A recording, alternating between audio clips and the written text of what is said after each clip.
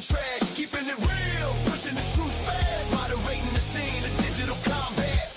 Khaki clicks, bands quick, wretch on the flick of the wrist. Zelda slays with the sword, Randy Fur won't miss. Meg P's got the squad, Lucy Morningstar raw, Fizzy popping off, Brandy B breaking law. Frizzy's chaos in the wind, Alicia J begins again. Messy threads meet the end when the truth is they descend. Moderating the scene, keep it clean, keep it mean, keep control ass, eliminating trash, keeping it real, pushing the truth fast, moderating the scene of digital combat.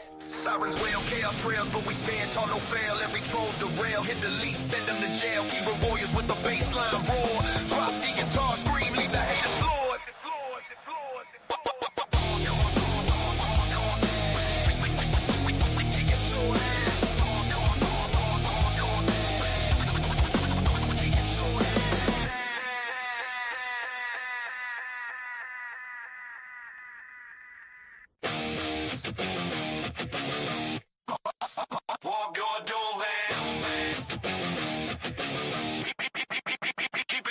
That's 24, it's a war, Molly Cat keeping score. SRB in the thread, Sassy Cassie at the door. Moonlit visions, typically unique collisions. Seahawks, fans spitting wisdom, tomboy charming the system. Moderating the scene, keep it clean, keep it mean, kick control ass, eliminating trash, keeping it real, pushing the truth fast, moderating the scene of digital combat. Khaki clicks, bands quick, wretch on the flick of the wrist. Zelda slays with the sword, Randy Fur won't miss. Meg P's got the squad, Lucy Morningstar raw, Fizzy popping off, Brandy B breaking law. Frizzy's chaos in the wind, Alicia J begins again. Messy threads meet the end when the truth is they descend. Moderating the scene, keep it clean, keep it mean, keep control ass, eliminating trash, keeping it real, pushing the truth fast, moderating the scene of digital combat. Sirens wail, chaos trails, but we stand tall, no fail. Every troll's derail, hit delete, send them to jail. Keyboard warriors with the baseline roar. Drop the guitar, scream, leave the haters floored.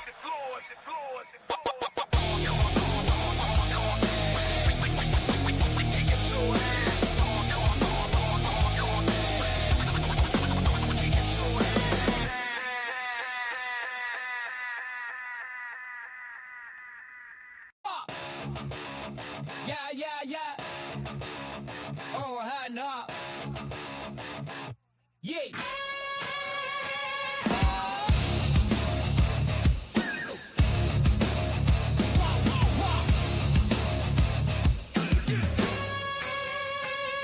Police sirens screaming, chaos in the wind. Drop D grinding, the bass kicks in. Molly Drake's playlist, sassy, classy charm. Moonlit vibes, tomboy tough, alarms in my arm. Seahawks rapping, tomboy flex. Cat K laughing down, Randy perplexed. Rags with the Zelda game, Lucy Morningstar bright. Busy popping wisdom, Brandy in the fight. Moderating the mess, keeping it clean. Kick control ass, eliminating the scene. Chrissy chaos, Alicia J Sheen. Keep it real, keep it raw, never routine. Never routine. Never routine. Never real, keep it raw, never routine. Typically unique like a fingerprint twist. SRB, shadow lurking in the mist. Meg P's anthem, blasting through the static. Zelda sword swinging, keep it cinematic. Randy Fur with the snapback tilt. Cassie sash sharper than a blade built quill. Christy calls the shots, Alicia in the wings. Chaos in my head, but the melody sings. Sirens wail, bassline growl. Moonlit shadows, voices howl. Trash talkers silence, their echoes gone. This is our anthem, heavy like dawn.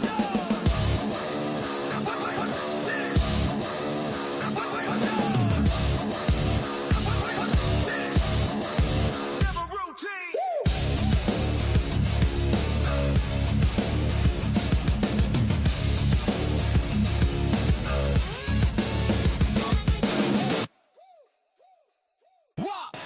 Lucy Morningstar got the gavel in a grip.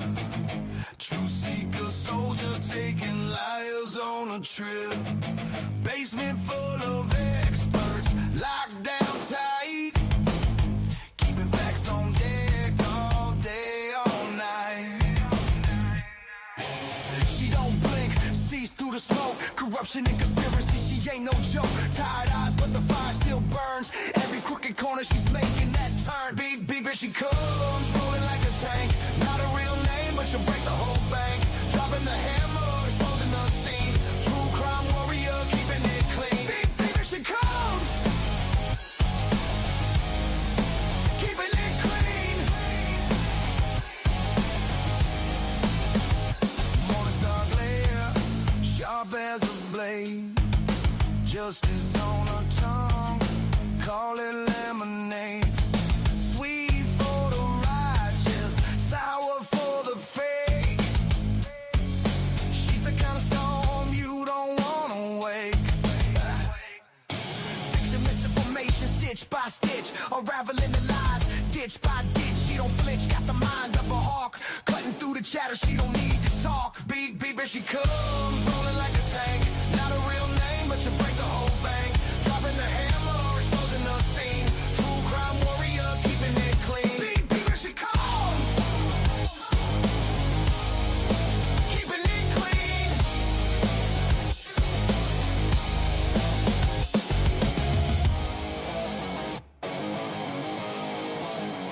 Lucy Morning Star got the gavel in her.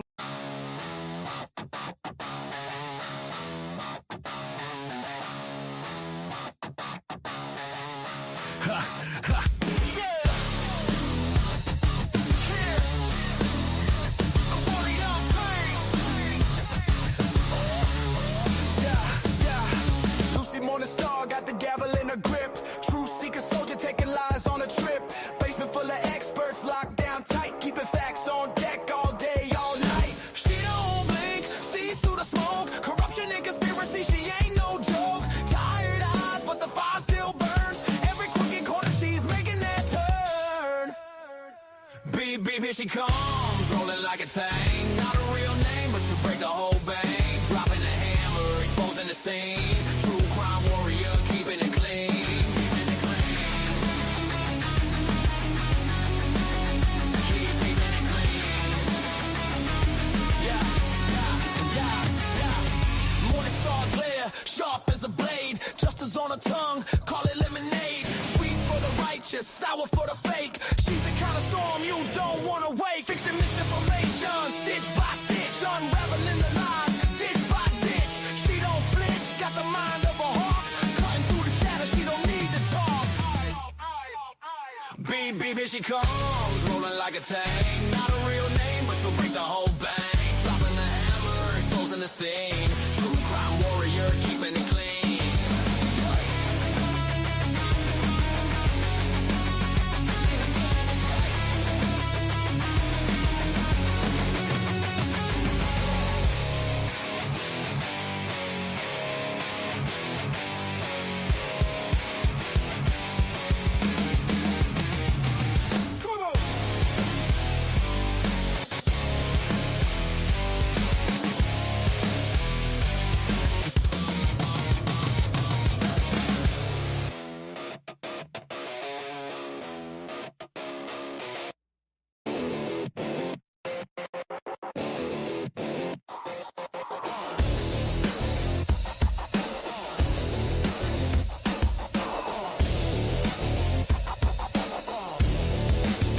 Pretty much at 4 a.m. Brains a busted circuit. Bethany said I'm dumb, but I ain't wonder word. Is she the funk? I'm the liar. Tangled in her pyre. Super nice people, dust clouds when I fire. Don't know what happened. Dream of disguise. Could have been a movie. Script in my eyes. Pretty much that's all I can muster. Rusted gears grind. My head's a fluster. Bethany's gospel says I should be crying, but maybe I'm dreaming or maybe I'm lying.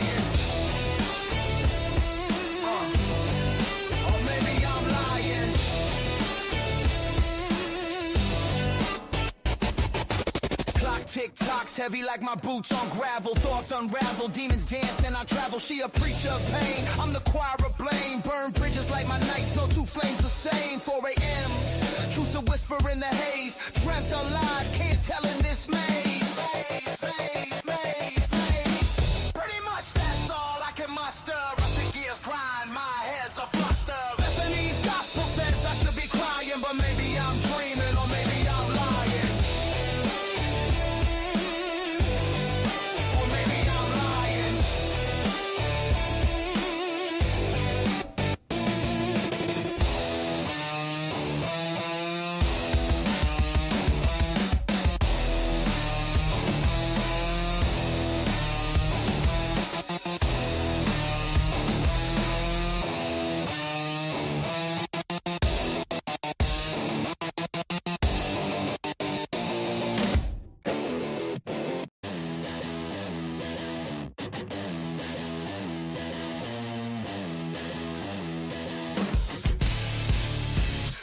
much at 4 a.m. Brains a busted circuit. Bethany said I'm dumb, but I ain't one to word it. She the funk, I'm the liar. Tangled in her pyre. Super nice people, dust clouds when I fire. Don't know what happened, dream or disguise.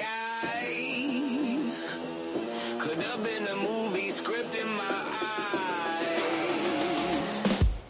Pretty much that's all I can muster. Rusted gears grind, my head's a fluster. Bethany's gospel says I should be crying, but maybe I'm dreaming, or maybe I'm lying.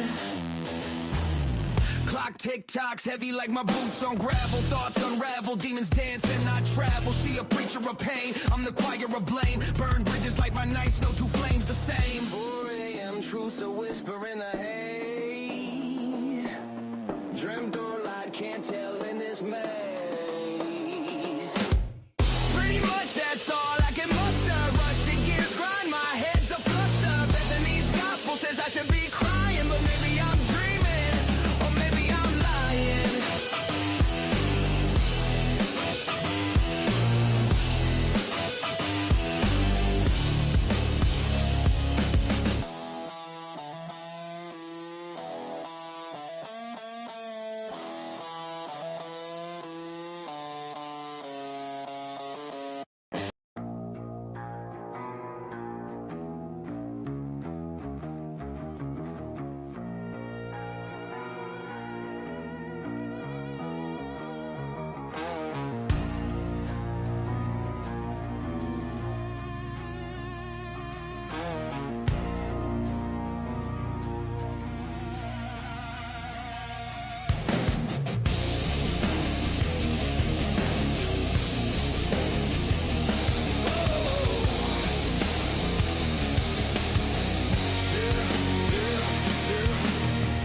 Whispers in the air, shadows crawl, blood on the ground, no justice at all. Four walls, a story untold, the night so cold, the light so bold. Yeah. Evil in the night, it creeps, it hides. Dark forces watching where truth subside. Evil in the night, no escape, no light. They twist, they turn, every wrong feels right. Young life stolen, a devil's delight. Evil in the night, yeah. Evil in the night.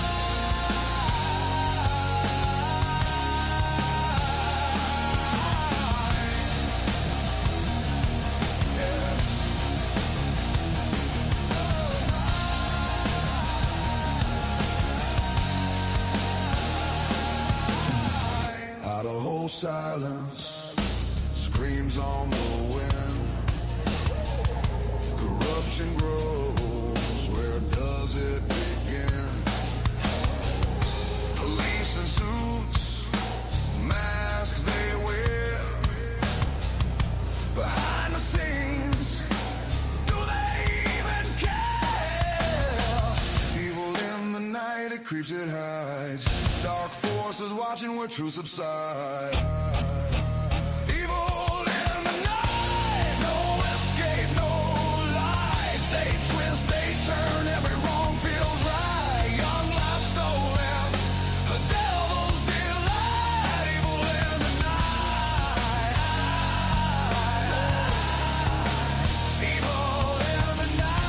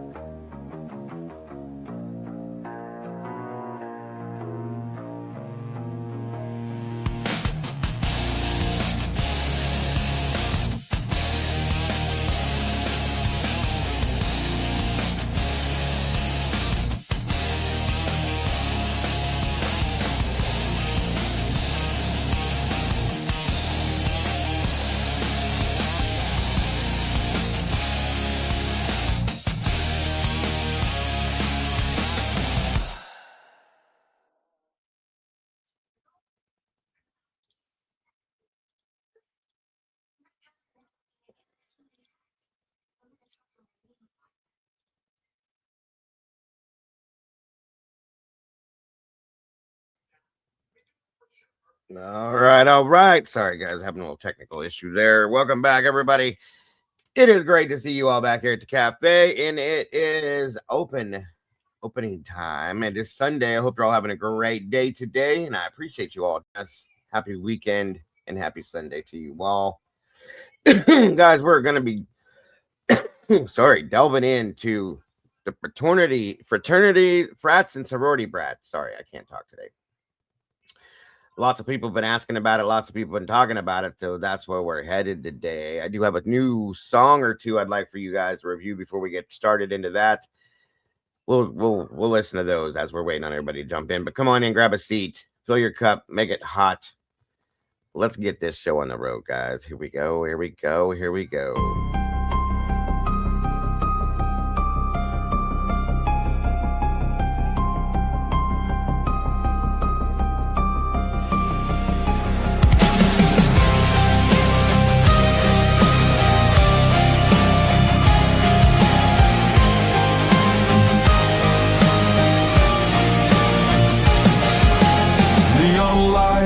Flicker like broken halos.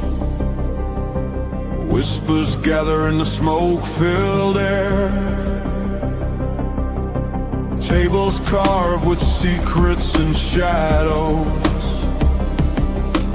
Every story's a wound laid bare.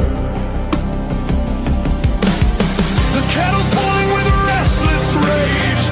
Justice written on an unseen page. I sip the silence, bitter taste, waiting for the ghosts to show their face at the True Crime Cafe. We serve up the pain they try to hide away. Pour another cup of the truth you crave. Raise your glass to the names they betray.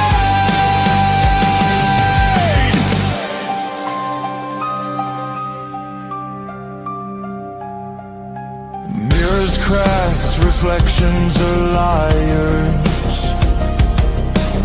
Ashes fall where the guilty once stood.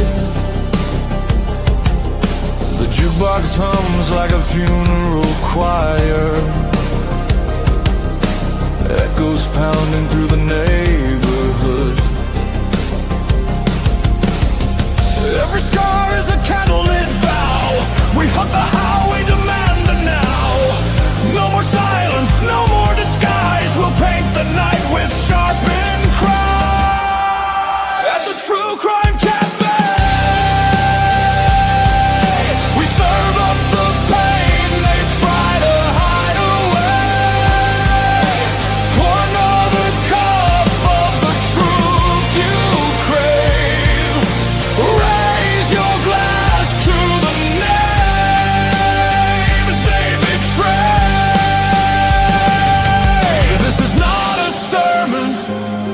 It's a battlefield hymn, a requiem dripping from the bottle's rim. The guilty write stories in invisible ink, but we'll drag it all up from the edge of the brave.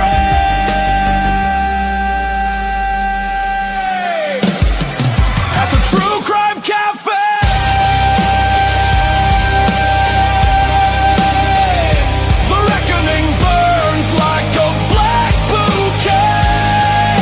Shadow will pay.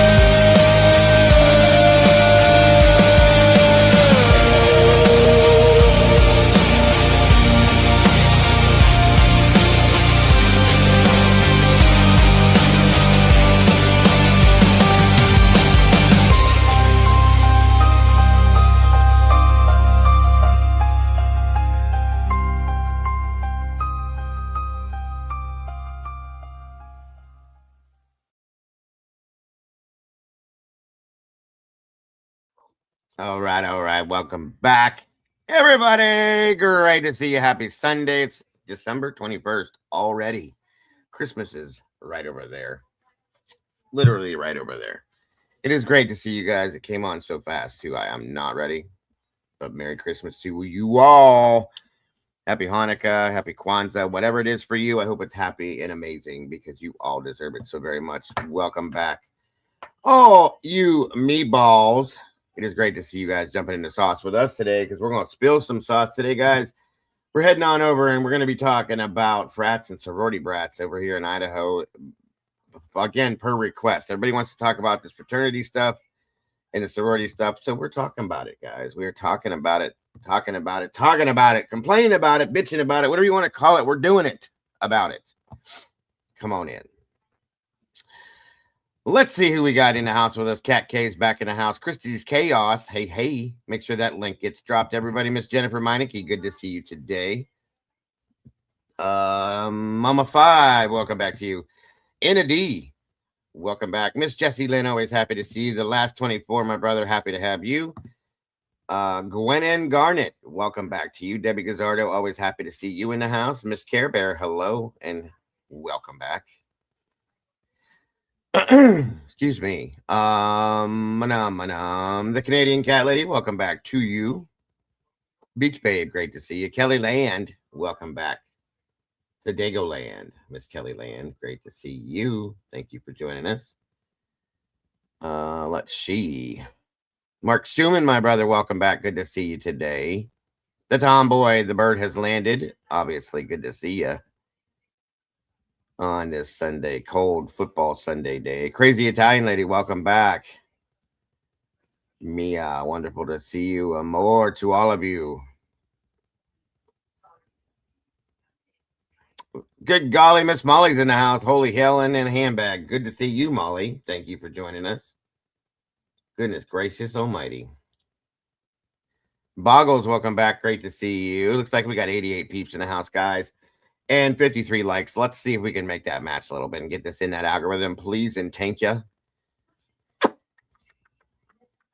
Who else do we got jumping in? Mary Holt, wonderful to see you today. Thank you for joining us.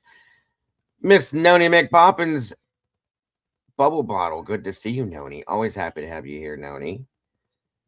Come on in, grab a seat. Care Bear starting it off already, hitting number 1 on the goal. Thank you so much for that, Care Bear. God bless. Very much appreciated.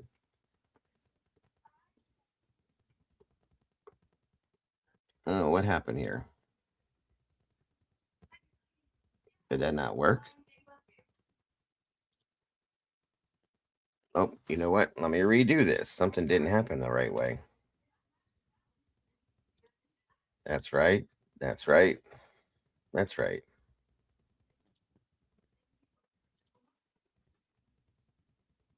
Okay, it should be right then. Thank you so much, Care Bear. God bless. Very generous. And so very much appreciated. Thumper, welcome back. Thumper, good to see you. Karmic Retribution, great to see you today. Fizzy's fizzing around. Always happy to see you, Fizzy. Thank you for joining us today. Oh my goodness gracious. What a holiday treat. Miss Boone, my self-proclaimed number 1 fan, Miss Boone. We love ya. Wonderful to see you. Great to have you here. We got another friend from Australia, Nachastis. I think I'm saying that wrong. I'm so sorry. The amazing Miss Potts is in the house as well. Lizzie 5717. Great to see you today. Come on in and grab a seat. Isaac Miller Jr., welcome, my friend. Good to see you. Marty Fodrell, welcome back. Karen Bell, great to see you. Right turn, Clyde. Great to see you in the house. RJ, my brother, welcome to you.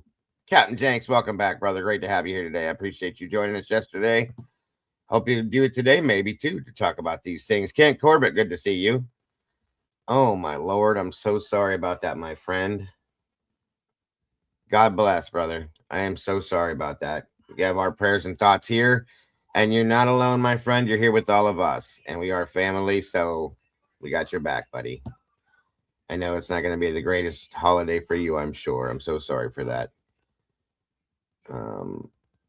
Meliel 22 222. I'm sorry. Good to see you. Great to have you in the house today. Excuse me. Yeah. Let's see who else we have here. God, Kent, I'm so sorry to hear that. Right around the holidays, too. That's horrible. Pennywise, welcome back to you, my friend. Good to see you. Not going to be able to follow chat very well. Everybody keeps needing me to find this out. Understood. Take your time, cat lady. We'll be here for a while. I'm sorry, crazy Italian lady. Jesus, my mind is crossed over. Outcast in the house. What's up, buddy? Good to see you, brother. Hope you're having a great day. Congratulations. Happy day anniversary on 5 months, Miss Kelly. God bless. We appreciate you, and we're so grateful to have you in the sauce here with us. More than you know. Linda Bond, good to see you today. Outcast dropping number 2, I think it was. I don't know why he's not registering. Thank you so much for that, brother. God bless and appreciate it so very much. More than you know. Guys, please make sure if you have not yet, head over to Outcast channel, hit that subscribe button and notification bell, and like everything he does. He's the best sound man on the internet. I don't care what he says. I will argue with him and die on that hill because he truly is. He's helped us out in so many ways, so many times on this case to understand things that we just don't get because of his audio fantastics. So thank him for that and subscribe if you haven't yet done it. And again, if you haven't, what are you doing with your life? Come on, y'all. Let's get this shit together. Oh, good Lord. Miss Kelly dropping 1, 2. Thank you so much, Kelly, for that. Copy Talk Fund. Love it, and appreciate you so very much for that, Miss Kelly. So generous, and God bless you. What's up, bro? You're putting me in a spot now. Look at this. Another one going towards... That's another super sticker. Thank you so much, brother. I appreciate that very much. I guess the stickers don't hit the goal, but either way, I don't care. I am super, super appreciative, and it's so very generous of you, bro. Tomboy, looks like she's dropping a membership, and that went to Miss Jessie Lynn. Welcome to the sauce, Jessie. I appreciate that very much, Tomboy. We love you and appreciate you and your generosity. So very sweet. Yes, absolutely. Thank you, Outcast. We appreciate you, brother. And again, guys, if you have not subscribed, you're going to have to deal with me. Make sure you subscribe to Outcast channel and check him out. He does late night shows, and he helps us all unwind from our crazy days. It's always a good time over there. If you don't do it, you're going to be severely disappointed. So please, if you will, make sure you do. Oh, shit. Again? Another one. Thank you, sir, for that one. Again, another $2 super sticker. Very much appreciated. Great. What the hell you doing, bro? You're killing me over here. Thank you, sir. And another one. I got you, bro. I appreciate you very much. More than you know. This channel, this man is a good dude. He really is. He really is. He's done a lot in this community. And I really appreciate him. I'm grateful to have met him, to be able to work with him from time to time. Truly, truly, truly grateful. And thank you again, sir. You are very much appreciated, very generous, and very, very gracious of you.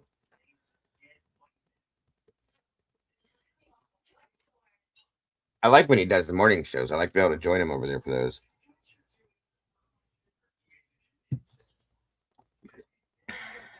Let's see. What's up, Twiz? Good to see you, buddy.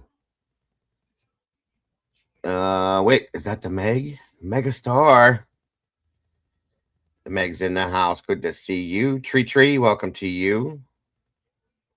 Yeah, if it weren't for Outcast, I'd have never understood or figured out what a broccoli damn sandwich was. And now I know. And I'm grateful, beyond grateful. Bariqua, welcome to you. And thank you so much for that.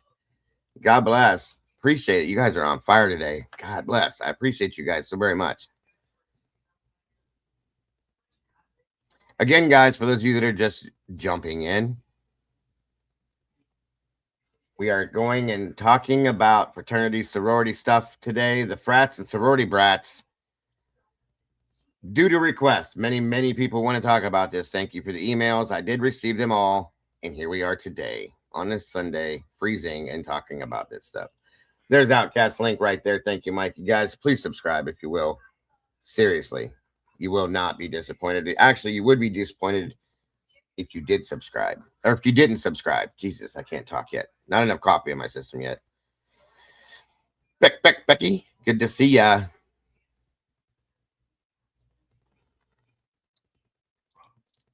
You want to deal with me? Got you. I got you, bro.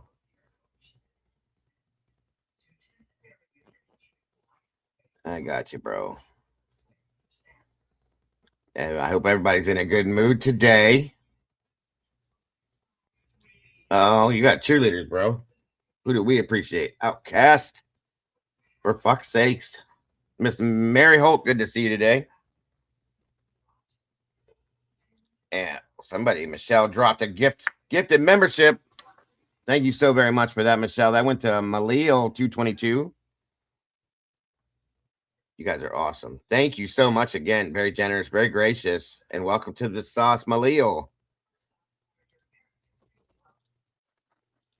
Appreciate ya. All of you guys. 119 peeps in the house, guys. 83 likes. Let's get that matching if we can. In Stitches, good to see you. Thank you for your email as well. What will you do if we aren't subscribed? I want to know if it's worth it. What will I do? I'll complain about it and complain about it and complain about it and complain about it and complain about it and say it every single day if you aren't subscribed to Outcast and repeatedly talk about it. That's what I'll do.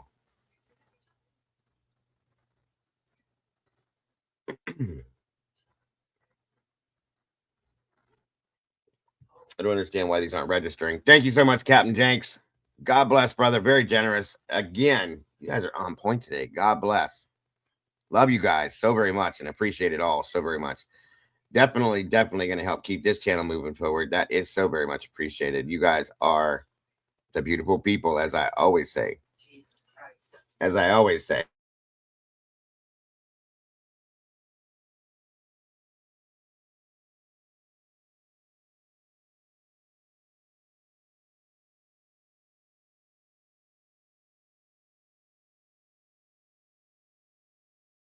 All right, let me see.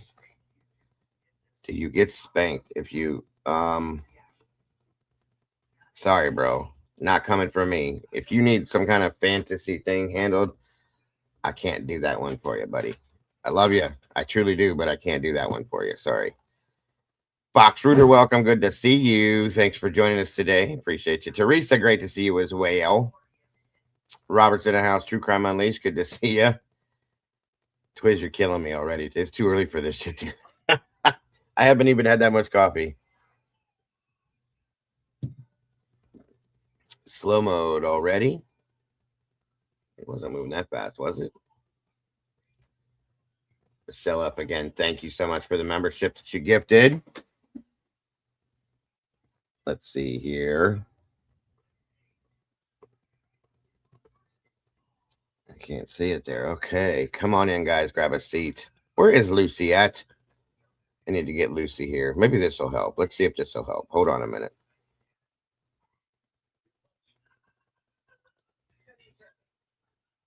Let's see if this will work.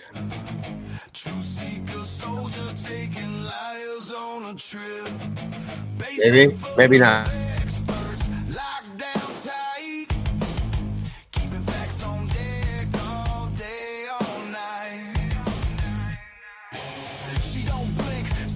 The smoke, corruption and conspiracy, she ain't no joke. Tired eyes, but the fire still burns. Every crooked corner, she's making that turn. Big bitch, she comes, rolling like a tank. Not a real name, but she'll break the whole bank. Dropping the hammer, exposing the scene.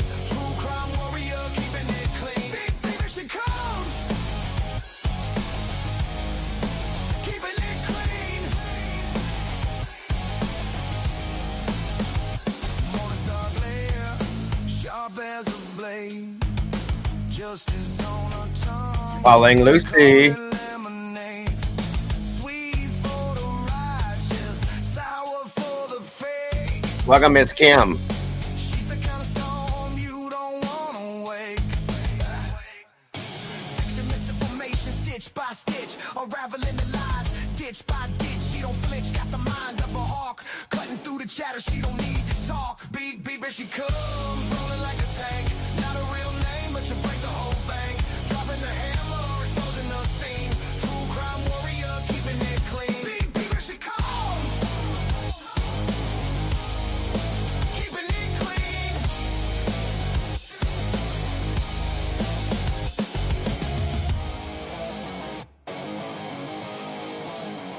Lucy Morning Star got the gavel in a grip. Truth seeker soldier taking liars on a trip. Basement full of experts, locked down tight. Keeping facts on deck all day, all night. She don't blink, sees through the smoke. Corruption and conspiracy, she ain't no joke. Tired eyes, but the fire still burns. Every crooked corner she's making that turn. Beep, beep, here she comes, rolling like a tank. Not a real name, but she'll break the whole bank. Dropping the hammer, exposing the scene. True crime warrior, keeping it clean. Beep, beep, here she comes, keeping it clean. Morning star glare, sharp as a blade. Justice on her tongue, call it lemonade. Sweet for the righteous, sour for the fake. She's the kind of storm you don't wanna wake. Fixing misinformation stitch by stitch, unraveling the lies ditch by ditch. She don't flinch, got the mind of a hawk, cutting through the chatter. She Did it work? Is she here yet? Beep, she comes, rolling like a tank. Not a real name, but she'll break the whole bank. Dropping the hammer, exposing the scene. True crime warrior, keeping it clean. Beep, beep, here she comes, keeping it clean. I don't see her. Oh, I tried. I figured that might draw her in. It's like her mating call. I do have one song I want you guys, two I want you to hear. At least one, though. Beep, beep, where are you? Exactly, Kim. That's her mating call, I thought. Beep, beep, here she comes. Is she coming? I don't know. Whatever. So, I got this for you guys to start the day off with. So just keep this in mind as we go through this case, through this day. Tell me what you think, you guys. See what we got.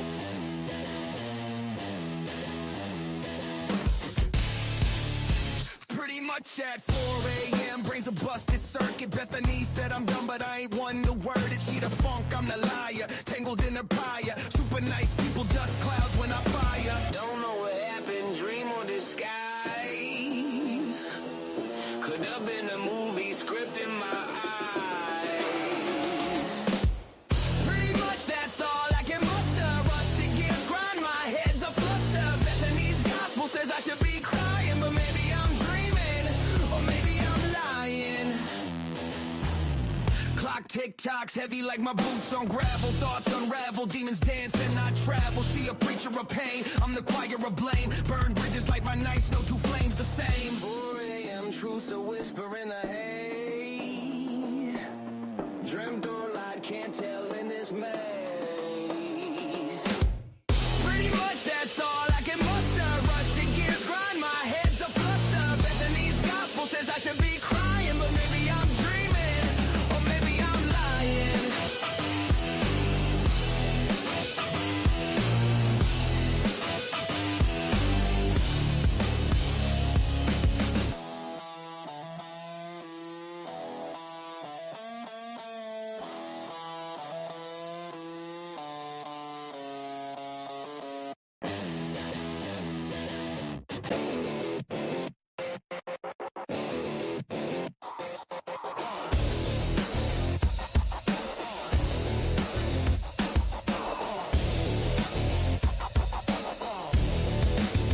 Pretty much at 4 a.m.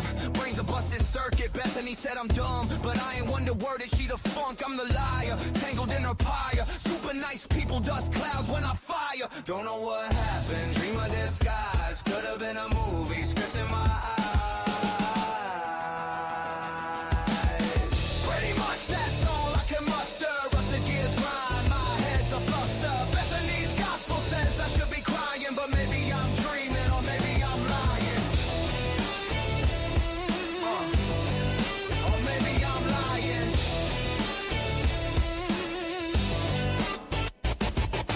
Clock tick-tocks heavy like my boots on gravel. Thoughts unravel, demons dance and I travel. She a preacher of pain, I'm the choir of blame. Burn bridges like my nights, no two flames the same. 4 a.m. truth's a whisper in the haze. Dreamt or lied, can't tell in this maze. Maze, maze, maze, maze.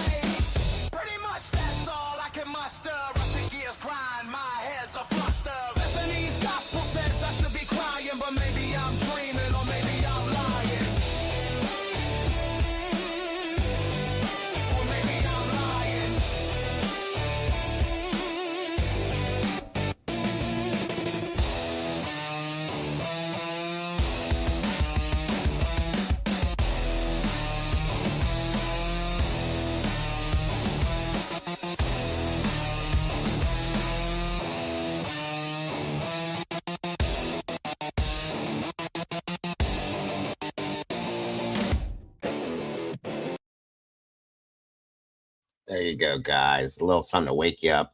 I'm working on another one too called Nothing Ever Happens in Moscow. Yeah, we'll see how that comes out.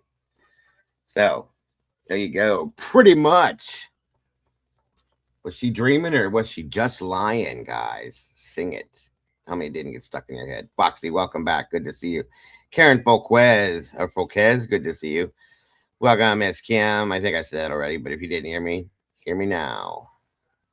Warm yourselves up, guys. Get a nice hot cup of something.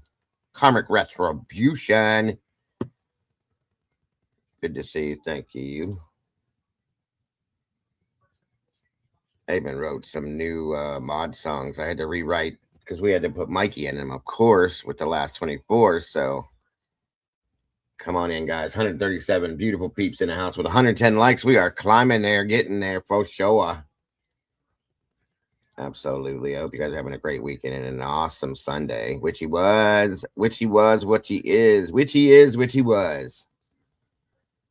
Good to see you, Witchy. I hope you guys are having a great one today. I do, guys. Thank you so much for being here. Appreciate you all so very much. SoCal Gal, good to see you. Amy Conway, buenos dias to you, ma'am. All right. Paula's in that house, the positive one. Good to see you, Paula. Gwen and Garnett, your wine is cold. That is okay. Depends on what kind it is, of course. Creamy Roe, good to see you today. Orange chicken, damn, that sounds good, Tomboy. Don't get me started. Tree. Mortensen told police she was trying to determine what was real and what wasn't, sure if her perceptions were factual due to being tired and having consumed alcohol. What the problem I have with Mortensen Tree is when she said, I think that's right, but I'm not sure. It could be my brain making something up so that I can remember it later. Are you serious? Who says that? That's the problem I have with Mortensen. And there he is, y'all. Mr. Hemi with the spear on the end. Good to see you, sir. How are ya? If you can hear me. Can you hear me? Yeah, I can hear you fine. You know, I got to turn off this YouTube side and all that. How does it echo going on? Mm-hmm. No worries. How No you worries. doing today? You doing all right? I'm good, dude. I'm in a good mood, if you couldn't tell. I was playing around, finishing up some of my weird ass songs again. I wrote the pretty much at 4 a.m. song, and I'm working on another one called Nothing Ever Happens in Moscow. Imagine that. Yeah, I'm looking forward to that one. Absolutely. And I played my Lucy Morningstar song, Beep Beep, Here She Comes, and she didn't show up. I thought that would draw her in, but it didn't work. Damn. So be it. She's probably tired. She was up late last night, I'm sure. Jen 7, welcome. Good to see you. Julianne 722, welcome back to you. Did you get some sleep last night, Hemi? And sleep off? Yes, I did. Some of Believe it or the not, I did. I watched Outcast a little bit before I went to bed, and he kind of looked into the new video Jules dropped with the Lyndon Lane audio.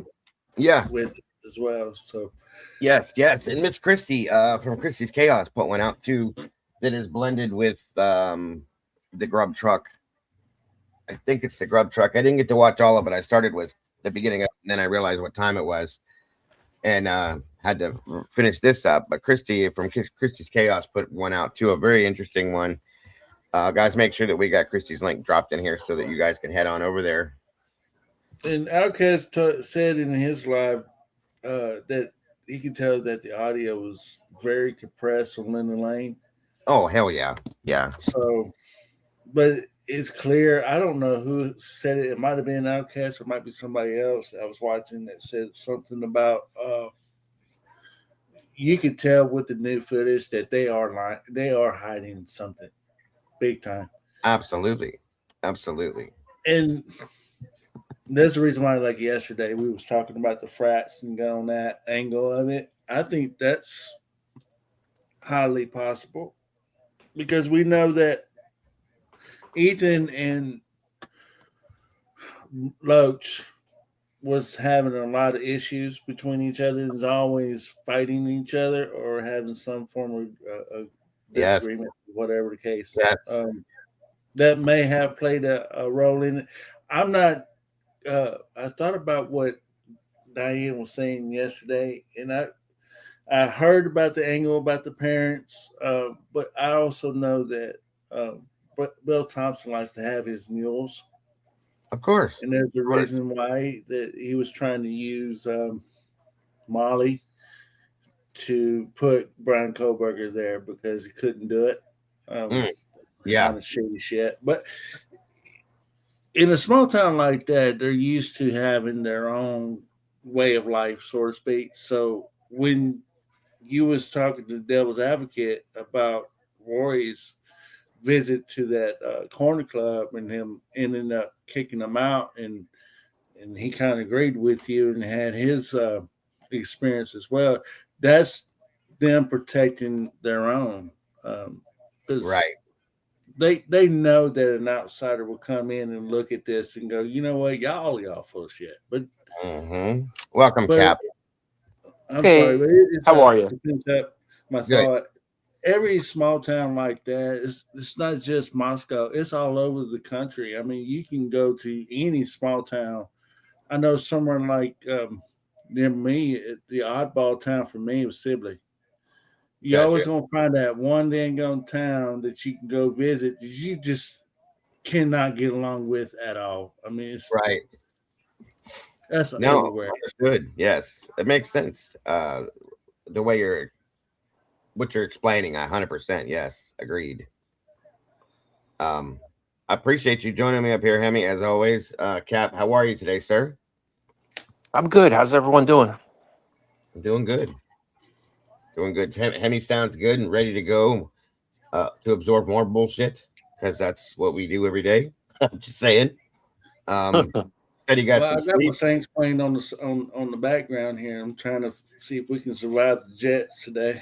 Yeah, I got the Browns and the Bills in the back in the other room playing, and I'll listen for swearing. If I hear swearing, I'll know what's going on. So sounds like a plan. Sounds like a plan. I was gonna wear my Browns hat today instead of my Dago hat, and yeah, I said no. Every time I wear the clothing that I have for my Cleveland Browns, they lose horribly. So, and they're playing the Bills. So I'm just like, nah, I ain't jinxing it today. Thank you, Mikey. And thank you to anybody that chooses to support us via Venmo, PayPal, and or Cash App. And never expected, folks, but we appreciate it. It helps keep this channel moving right along. So thank you, brother. I appreciate that very much. Hey, Yes. Dago, just a tip. Yes, Can you sir. hear me? Yeah. John Bonet, they sent the Evans out to Oscar for the IGG. Really? It was station 5 days ago. Okay. They found more DNA, and it matched the same DNA that they male. The Really? new chief of police and police department want to close, so might have an answer soon. Right. That one. That would be, it's about damn time. Yep. Spaghetti spaghetti taco. Gotcha. Hold that watch up. What? I'm not wearing one. Watch. If that's what you're looking at. All I have is these and this. That's it. No watch. I don't like wearing watches anymore. I used to wear them all the time. Spaghetti taco. Isaac Miller Jr. Good to see you, my friend. Oh, welcome. Another Ohioan in the house. That's interesting to know, though, Cap, because that case has been ongoing for a long time. First time I really promising coming out of them, so we'll see. Right. You know. Awesome, Robert. Much appreciated, brother. Yeah, I'm definitely interested, Cap, for sure. That was probably one of the first. Am I cutting in and out, or are you cutting in and out? I think you're cutting in and out there, bro. They're saying, Cap. I noticed you did a little bit, but That sound better? yes. Sounds Okay. good. Definitely sounds good.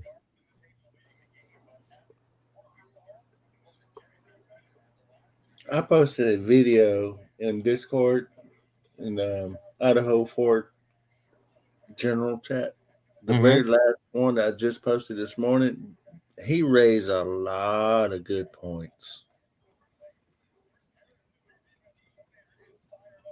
Absolutely. And he's been grilling that Tisdale and Rosie doc too. Mm-hmm. Yes. And there was a few things that he pointed out on Linden Lane footage about audio. Uh-huh.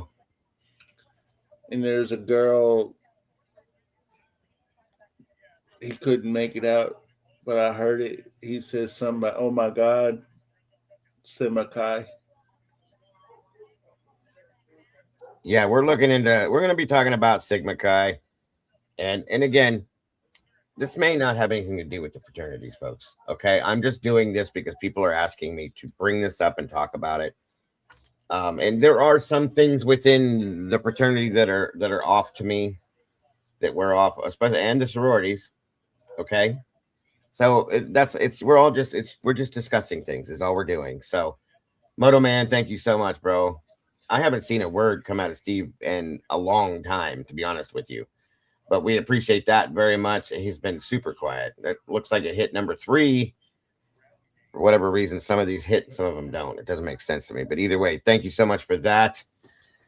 We're building that goal up real quick here. I appreciate you very much. More than you know. Yes, brainstorming out loud. This is just discussing things that we don't always discuss, because we discuss this case every day. And this was I probably had 2 or 3 emails and 4 or 5 messages asking about, look, can we discuss the fraternities? Can we talk about the sorority? Blah, blah, blah, blah, blah. So here we are. Fox Rooter, congrats. Welcome to the sauce. We got 3 new members already today. That's amazing. And welcome to the sauce, Fox. Appreciate you very much. Yes, thank you very much. Spaghetti Taco. That's awesome. I am too, now that they're finally using him. They're finally using him. I don't know why they haven't used him all season until just recently. So what the problem probably is. They should have been using him earlier on. You know, the same thing they're saying about the Saints. They should have played Chuck a little bit later on, a lot sooner than they did. Right. It's a new coaching staff, man. The issues with my Saints is we haven't been developing our players at all, and then you combine that with we're not drafting very well either. So, yeah, agreed. Good point, Karen Volquez. I think I'm saying it. Oh yeah, way far from over, Mama 5. Neighbors likely knew something was going to happen. I get that sense anyway, and there was no way they were going to call it right. That's what it's come down to. That's how you see it, why we see it, what we're seeing. So, by the way, the video that I wanted to say this earlier, the video that Christy put together shows, it's all linked up with that footage, the Corner Club and the Grub Truck guys. You got to go watch it. It looks amazing. I only got through the first part of it. She always does a great job on her video, so please go check it out. Again, make sure Christy's link is in here so everybody can. And if you have not subscribed, again, what are you doing with your life, guys? Come on. Christy's puts in all sorts of hard work on these things, just as much as typically unique. Again, another link that we need to drop. Miss Jules, we need to drop Jules' link in here too. And everybody should be subscribed to her if you're not already. Please do. If it weren't for her, we wouldn't get any of this stuff. Truly. And then, of course, Miss Lana.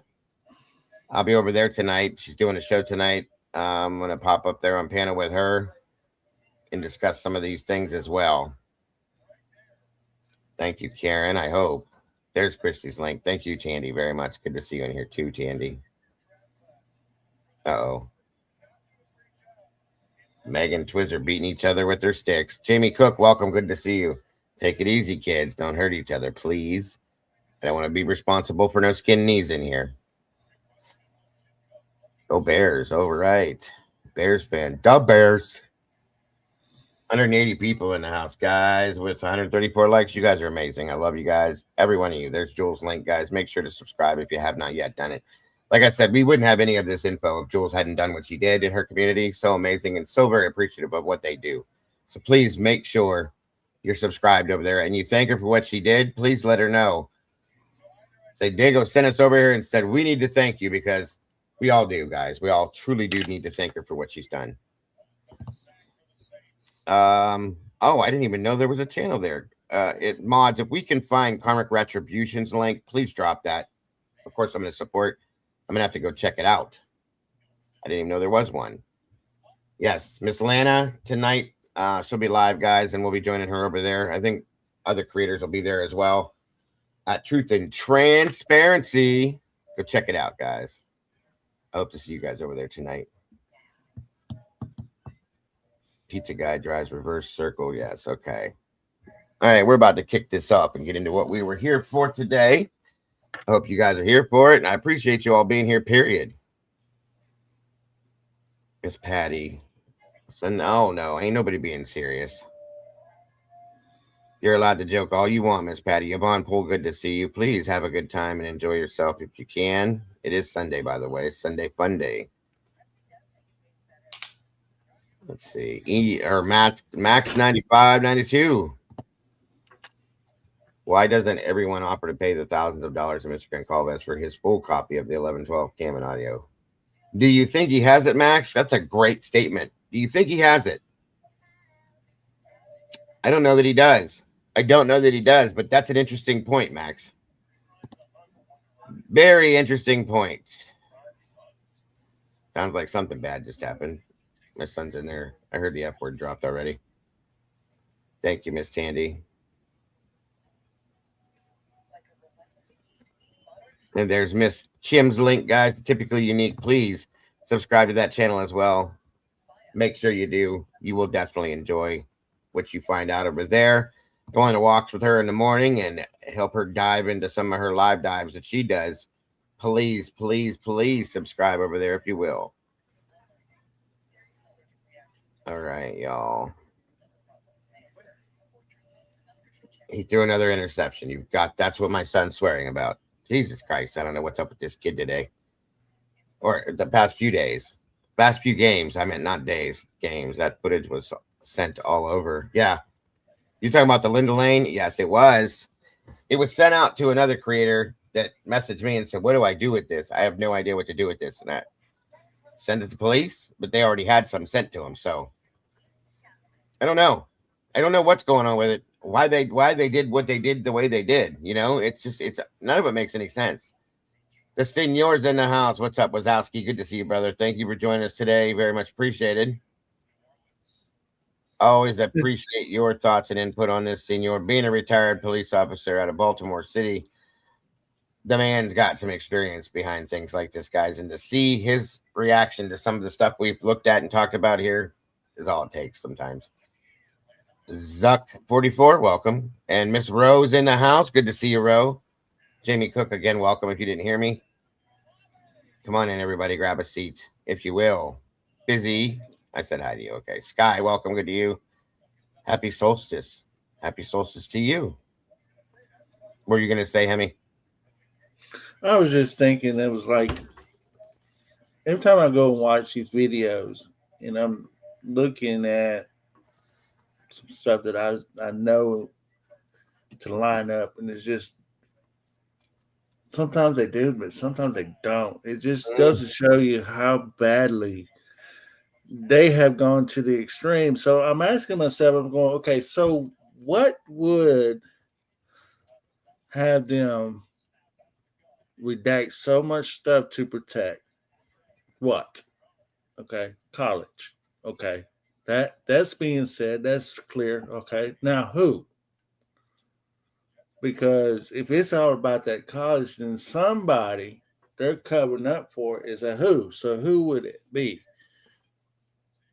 And for the longest time, they go, and until yesterday, I never thought about Loach or anything about the sororities. Never. It's always been, the angle has always been the white Elantra or the particular car or an officer or something. When did you jump in? When did you jump in the case, Hemi? Like, when did you get on board with the case? Like, fully on board? Well, actually, right when that first hearing. Okay. I can't remember. It's when she was trying to make an argument about discovery about FBI and she was grilling Bill Thompson about it, and Thompson Yeah. said something about, we can't give him something that we Can't don't give have. them something we don't have, right? Yes. That was a good hearing to come in, Don. So then you came in around there. We looked into David Loach and Barracoa and all them really early on and then passed on by it. But we've gone back multiple times. We're going back again. Okay. We're going backwards in time today with some of the videos we're going to be reviewing about these things. And I want you guys to listen and pay attention. It's weird because something that came out 2 years ago, being relevant today is interesting to me, is all I'm going to say. I really appreciate you guys being here for this. And for those of you that requested the sorority fraternity stuff, I hope this works for you as we discuss it and break it down. But right now, I'm going to start off with the truth behind sorority. Very interesting. We're going to go into that, as we know, and then we're going to jump into the fraternity stuff as well.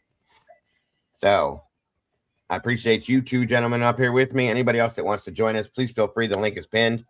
When we go through these videos, of course, we can break them down, discuss them, ask questions, talk about it, so on and so forth. So, like I said, we're heading back a couple years. I'm going to say we'll go back to this one. This one came out in January, this first one that we're looking at. And hold on one second here.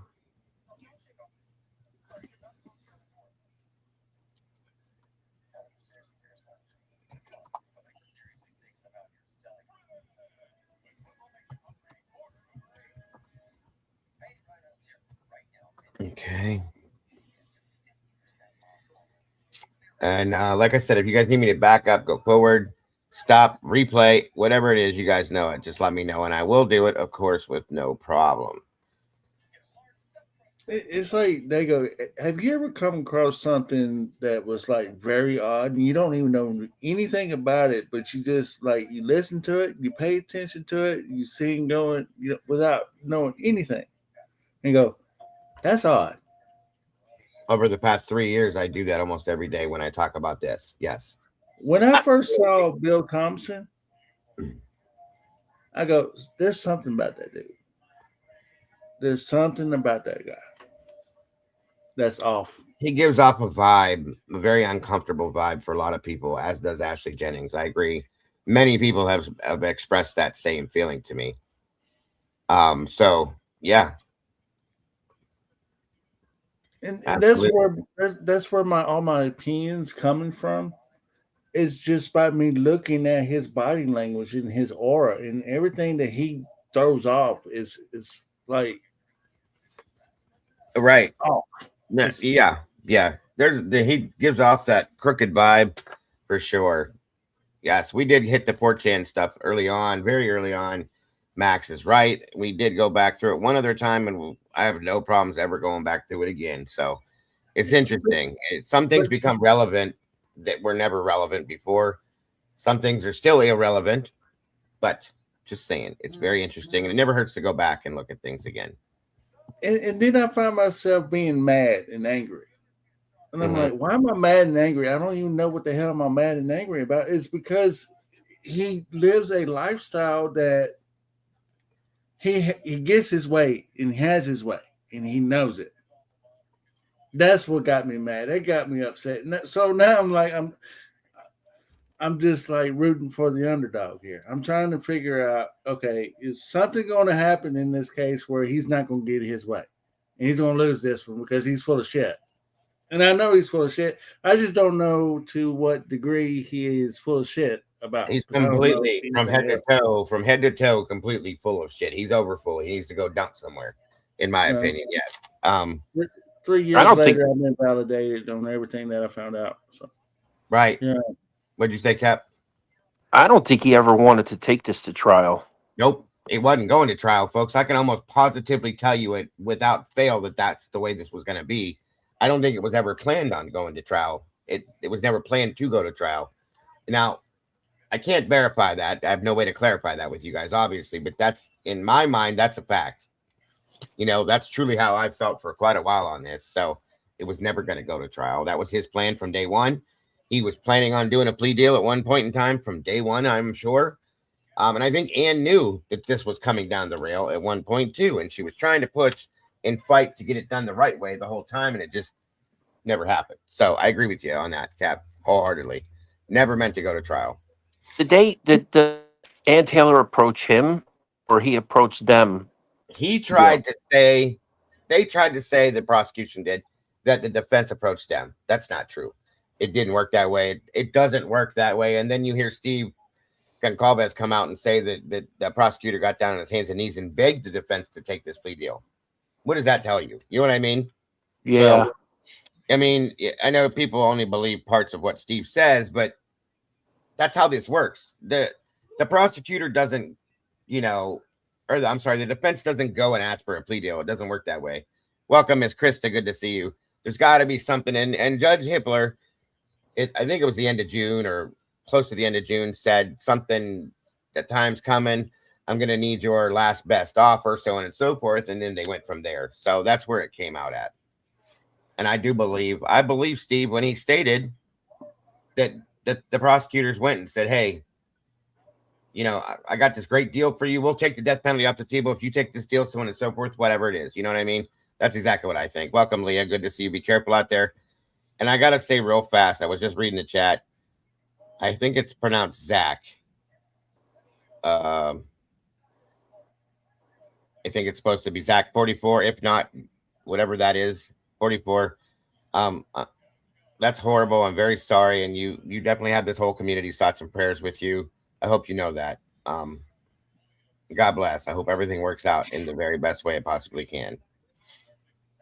So this and then I'm sorry. No, go ahead.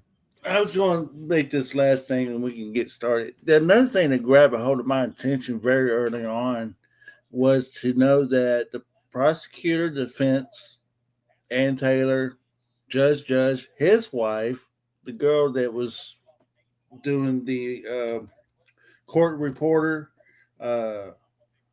everybody that was working in the courthouse, top to bottom, all of them went to that college. And I'm going, wow, this is the first case that I've ever heard of this dynamic here. So with that being said, I'm looking at Ann Taylor and going, what a part of her that made it to where, okay, well, I can't get him off. I'm going to go ahead and get the death penalty off the table, but then I'm just going to go ahead and let it go and it'll be what it be. I mean, Right. It's very, Right. very.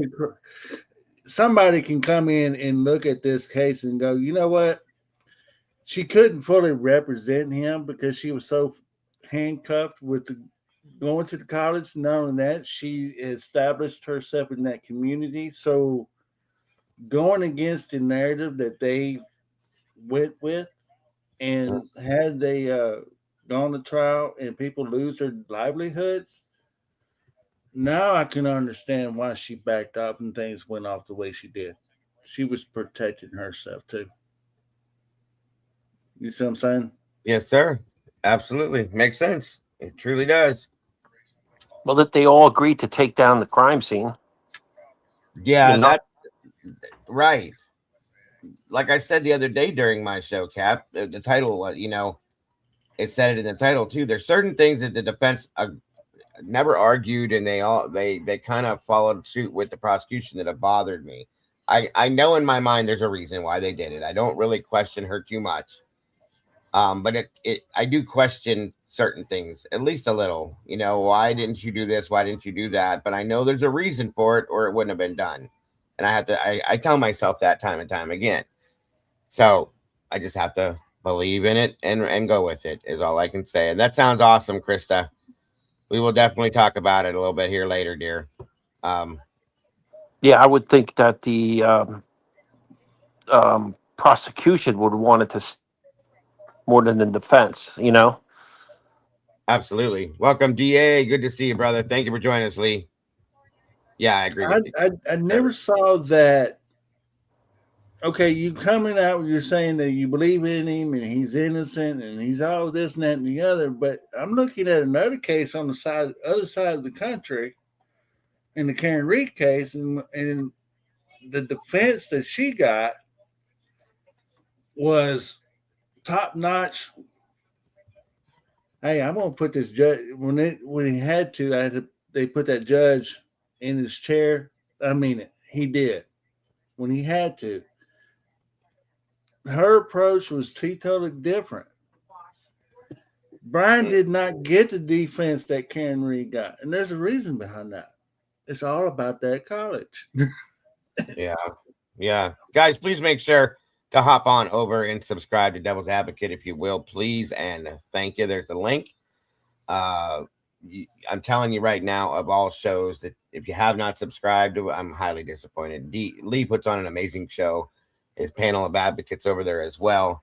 I always enjoy being able to join him when I do. It's an absolute honor. They do amazing things over there, guys, and I feel absolutely at home when I'm over there. So please make sure to subscribe to Devil's Advocate, and Lee and the rest of the advocates when he has them on panel are amazing. So please do that as soon as you can.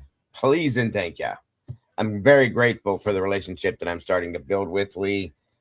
He said it last night, and I couldn't have said it any better, that we seem to be almost the same person in a sense, guys. We have the same likes and dislikes in a lot of ways, and we have a lot of the same feelings on these cases, and a lot of the cases that we cover are the same.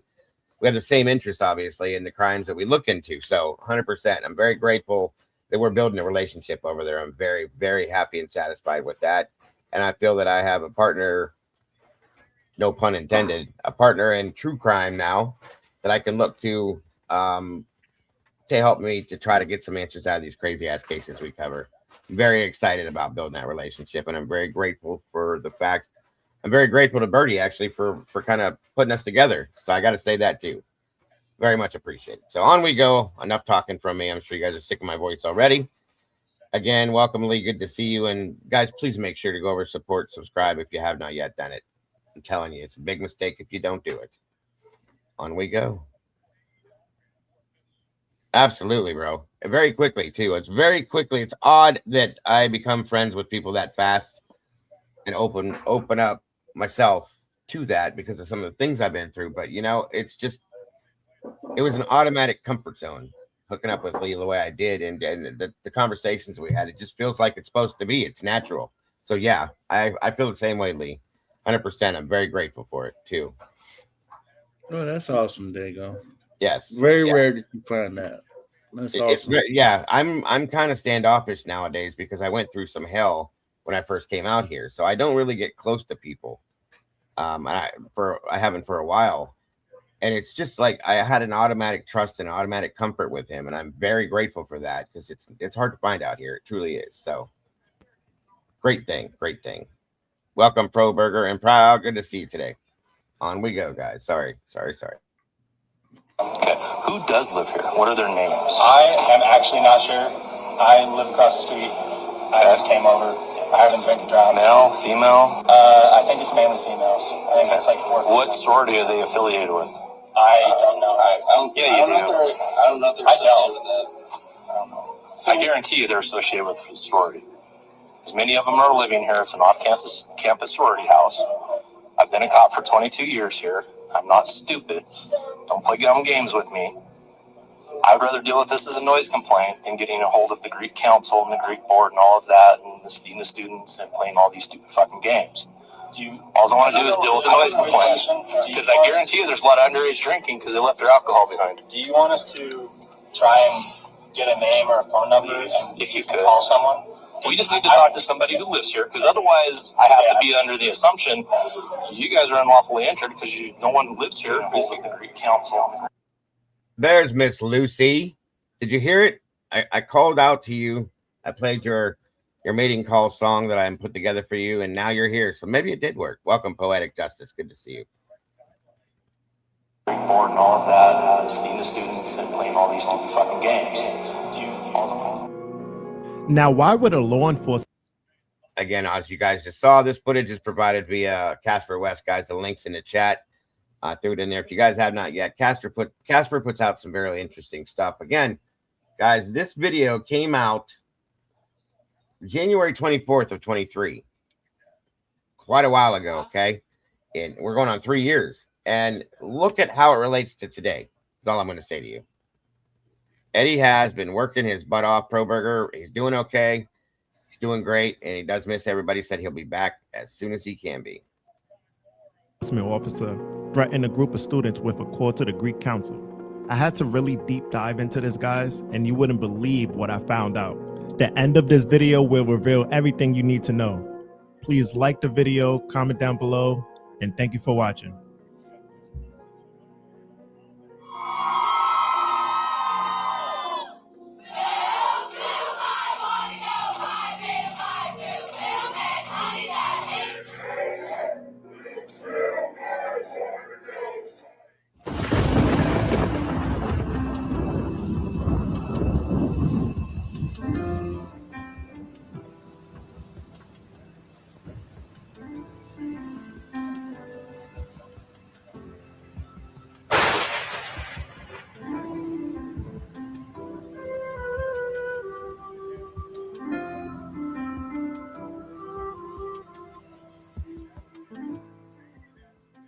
She'd known since like 10. Jill and Bethany were in the downstairs room. Jill saw them out the window. They're not allowed to smile. We also were not allowed to tell sisters no if they told us to do something. None of these rules were in place to keep us safe.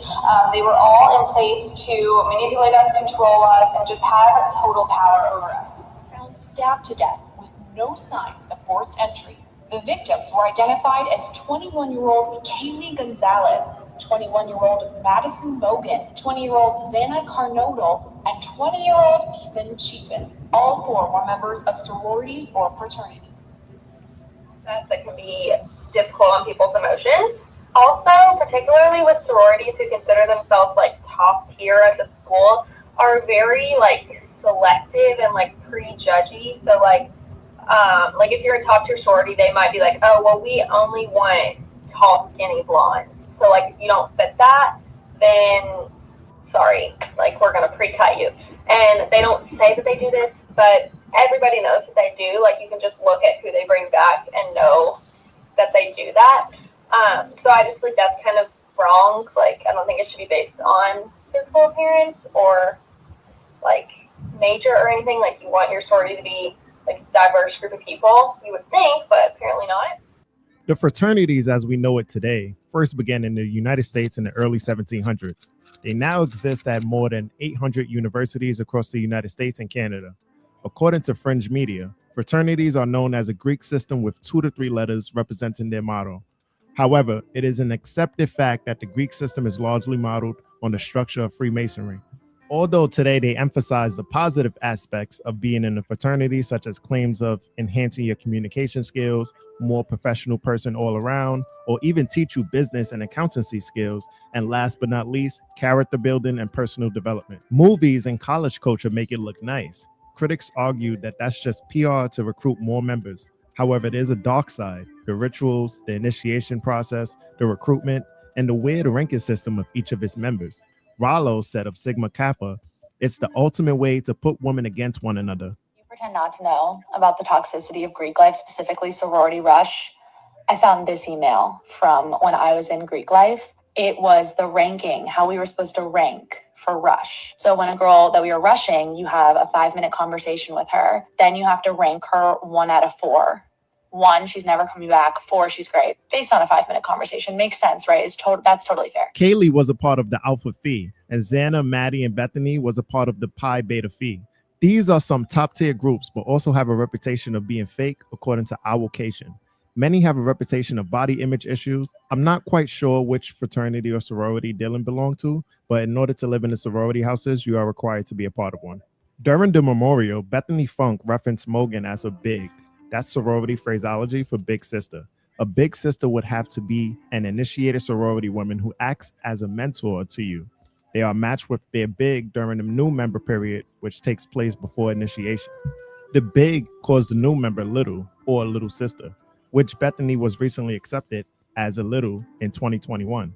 Many of these sorority girls aren't actual friends. They're just acting like it for their group. It's like a job in a way. You can even get paired up with a complete stranger and have to call them big or little sister or even live with them. Even times they will make you dye your hair so that you can fit in as a quote unquote pretty girl. So what's the sorority initiation, you ask? It's very vague and very secretive. where even author John Avevia, who wrote the novel Sorority, called the Greek system toxic, but says you will never get her to confess to her rituals, not even if you pay. She also stated that there's a fight between the women to keep that status once you complete the initiation, sometimes at the expense of your sanity or your health. The young woman in her novel fantasized about committing violence against each other and often carried out with those fantasies. However, I did some digging and found some people, including content creator Eli Rollo, who shared their experiences. Because they were giving out flyers. The girl who gave me the flyer, she was super nice. She was like, who are you? What are you into? Maybe you'd be a good fit for our sorority. We're going to have a party tonight. This is like the week to do it. We're rushing this week. I went to 3 events. The first 2 were just like parties and mixers. The last party of like the whole rushing, I felt actually really happy going into it. I thought I had like a pretty good chance of like being included in the sorority. I was going to the party, and when I got there, it was actually held at a fraternity house. People were just like mixing and mingling. There was a lot of people, and then all the girls that were rushing for the sorority had to huddle up, and like the president of the sorority, I guess, she told us, so this is your last, way to show your loyalty to us. And we were all like looking at each other like, okay, what's going on? And she said, we want you guys to take off your clothes and get in the pool. And I was like, what? Dues when you don't live in the house are like $700, which is also like, what the you're paying for front. And the experience is bad. There can be good that comes out of it, but I believe that the system as a whole is corrupt. There are over 750,000 fraternities and sororities and more than 9 million alumni. Greek life on campus has come under fire recently for contributing to campus grape, hazing deaths, and more. He later went into cardiac arrest from alcohol poisoning. In the video shared with us by the Santuli's attorney, David Bianchi, you can see Danny fall over. He later slides off this couch onto his head. They don't know what to do. They're afraid to call 911, so they don't. And they pick him up, they drop him on his head. Surveillance video, you would think, would incentivize these guys not to do this stuff. But they do it anyway. Danny today, wheelchair bound from permanent brain damage. With some former members stating that the investigation is done by the national board and are the same people who dictate the decisions of your concerns.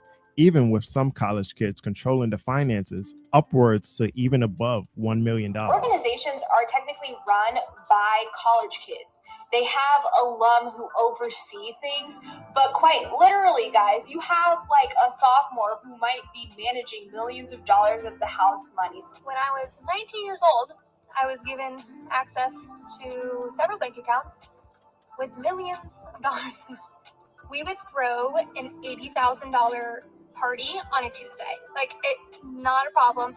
I used to walk around campus with checks for like $500,000 in my backpack. Like, I'm just bopping around the clock. New recruits are told to wear certain clothes that don't show sweat, recommended by the APA. They're also not allowed to bring in cell phones or bags when they attend these parties, and often they leave them on the sidewalk or the grass outside of their homes, with one woman beginning to read on her cell phone and was punished for violating the rules and being dismissed from ever joining the sorority again. A top-tier recruitment sorority even rejected girls because they were ranked ugly and was even preventing their own sorority sisters from talking to them. Many sorority women had experiences of having their drinks or food drugged by their own sorority sisters. And so my best friend is like, hey, are you okay? And I'm like, no, honestly, I don't know what's going on. I don't feel good. I feel like really messed up. She's like, did you drink other drinks? I was like, no, I only had the same drink that me and you got together. And she was like, okay, like, let's leave. I was like, yeah, please. Like, I think I need to call my ex-boyfriend at the time and I want to go home. So we leave, we go next door to Jimmy John's. And then we like call my ex-boyfriend to come pick me up. Picks me up, takes me home. I'm sick as hell all night, throwing up. I'm awake all night. I feel horrible. This is also one drink. Obviously, at this point, we kind of all knew that I had been drugged. Obviously, one drink would not do that to anybody. So I'm texting at 4 a.m. the girl that's in charge of the event attendance and all that, right? I can't remember their names, titles, all, I don't know. So I text her and I'm like, hey, I explained the situation to her. I'm like, hey, I went out, I went to happy hour and I got drugged and I'm extremely sick. I won't be able to attend this event at 10 a.m. tomorrow. And I just wanted to like give you a heads up. Meanwhile, I just want to let it be known that I never miss any event. and I worked 3 jobs, and I never missed any event. You know what she did? You know what her response was? Oh, I'm sorry, because you didn't submit your requested time, and it seems like you just went out drinking and got drunk. We're still gonna have to find you. Meanwhile, according to sources, the coroner of the Idaho victim suggesting that the toxicology findings are irrelevant. Many people have criticized her, including Michael Baden, saying you could learn a great deal from the toxicology, such as where they were before their death and if drugs could have caused them to sleep during the encounter. During the night of the murders, after the Idaho suspect allegedly left the scene, allegedly multiple fraternity people were called to the home. According to a video from Chronicles of Olivia, Kim, a mom of a student that attended Washington State University, had friends and a roommate close to the situation. She claimed that her daughter knew the details of the incident at 10 a.m. that day, with locals claiming that their kids were at the residence as early as 8 a.m. She also stated that there were 3 people, 2 inside and 1 on the lookout, and that BK did not act alone. Police wasn't called until 11:58. On 1122 King Road. She knew. She'd known since like 10. Julian and Bethany were in the downstairs room. Julian saw them out the window. They're lying. According to Kim's daughter, multiple people from Pi Beta Phi were called. These phone calls were made 2 to 3 hours before the first 911 call, and news spread like wildfire. A whole bunch of kids were given a narrative by the kids that were there. Locals are coming out claiming their kids or friends were at the home between 8 to 10 a.m. This user says that her nephew said a lot of people were at the home by 11. This is still 1 hour before the first 911 call. I even spoke with a student at U of I who also knew people got called. But when it comes to speaking with anyone who received a phone call or immediate friends of those who did, it's kind Now, of hard if this is true, why wouldn't police be called as soon as possible? That would also mean that the initial statement of waking up 8 hours later wouldn't be true because they allegedly summoned friends to the residence 3 hours after the murder. Also, if there were other people there, how come the 911 call was for an unconscious person when the house reeked of blood and there was allegedly blood oozing outside of the home? Now, remember, the students were threatened by police that he would call the Greek Council. Idaho Constitutional IFC bylaws state each member shall prohibit the use of alcohol and drugs by all initiated members, new members, and potential members during all recruitment activities, including but not limited to bid day events, Big Brother events, and initiation-related activities. The Judicial Board also stated that to address issues and solve problems before others intervene, the IFC must have a robust peer governance that addresses violations of IFC policies. Also goes on to say, IFC is a self-governing organization with an independent judicial board which shall have jurisdiction over cases involving alleged members' chapter violations. Now, self-governing is the ability for a person to exercise all necessary functions of regulation without intervention, meaning things have to go through them first.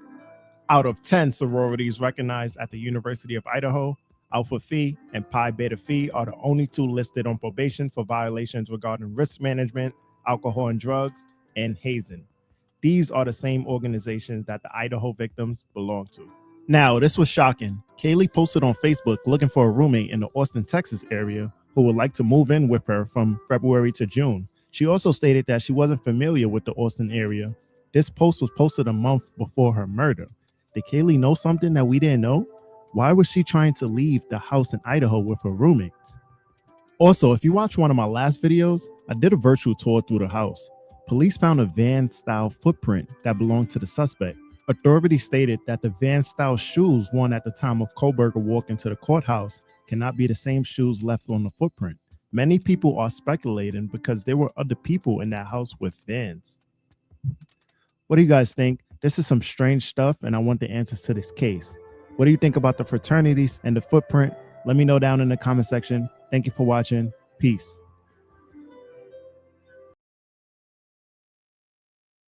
All right, so that's the first one I'm going to run from Casper. He did a great job with this. And it tells a lot about this. There's a second part to this that coming right now with, guys. I just wanted you to know why and how. But I'm very interested. Some of this stuff is older. There may be some things in here that I probably have to correct because, like I said, this is older stuff from a couple of years ago, back January and February of 23. We know the difference now is what I'm saying. But, you know, a lot of this stuff pertains to things we know now. That's all I'm saying. So. Yeah, that kind of stood out to me, too. They got to know that there was some form of chain that law enforcement would have to go through just to arrest someone. That was eye opening.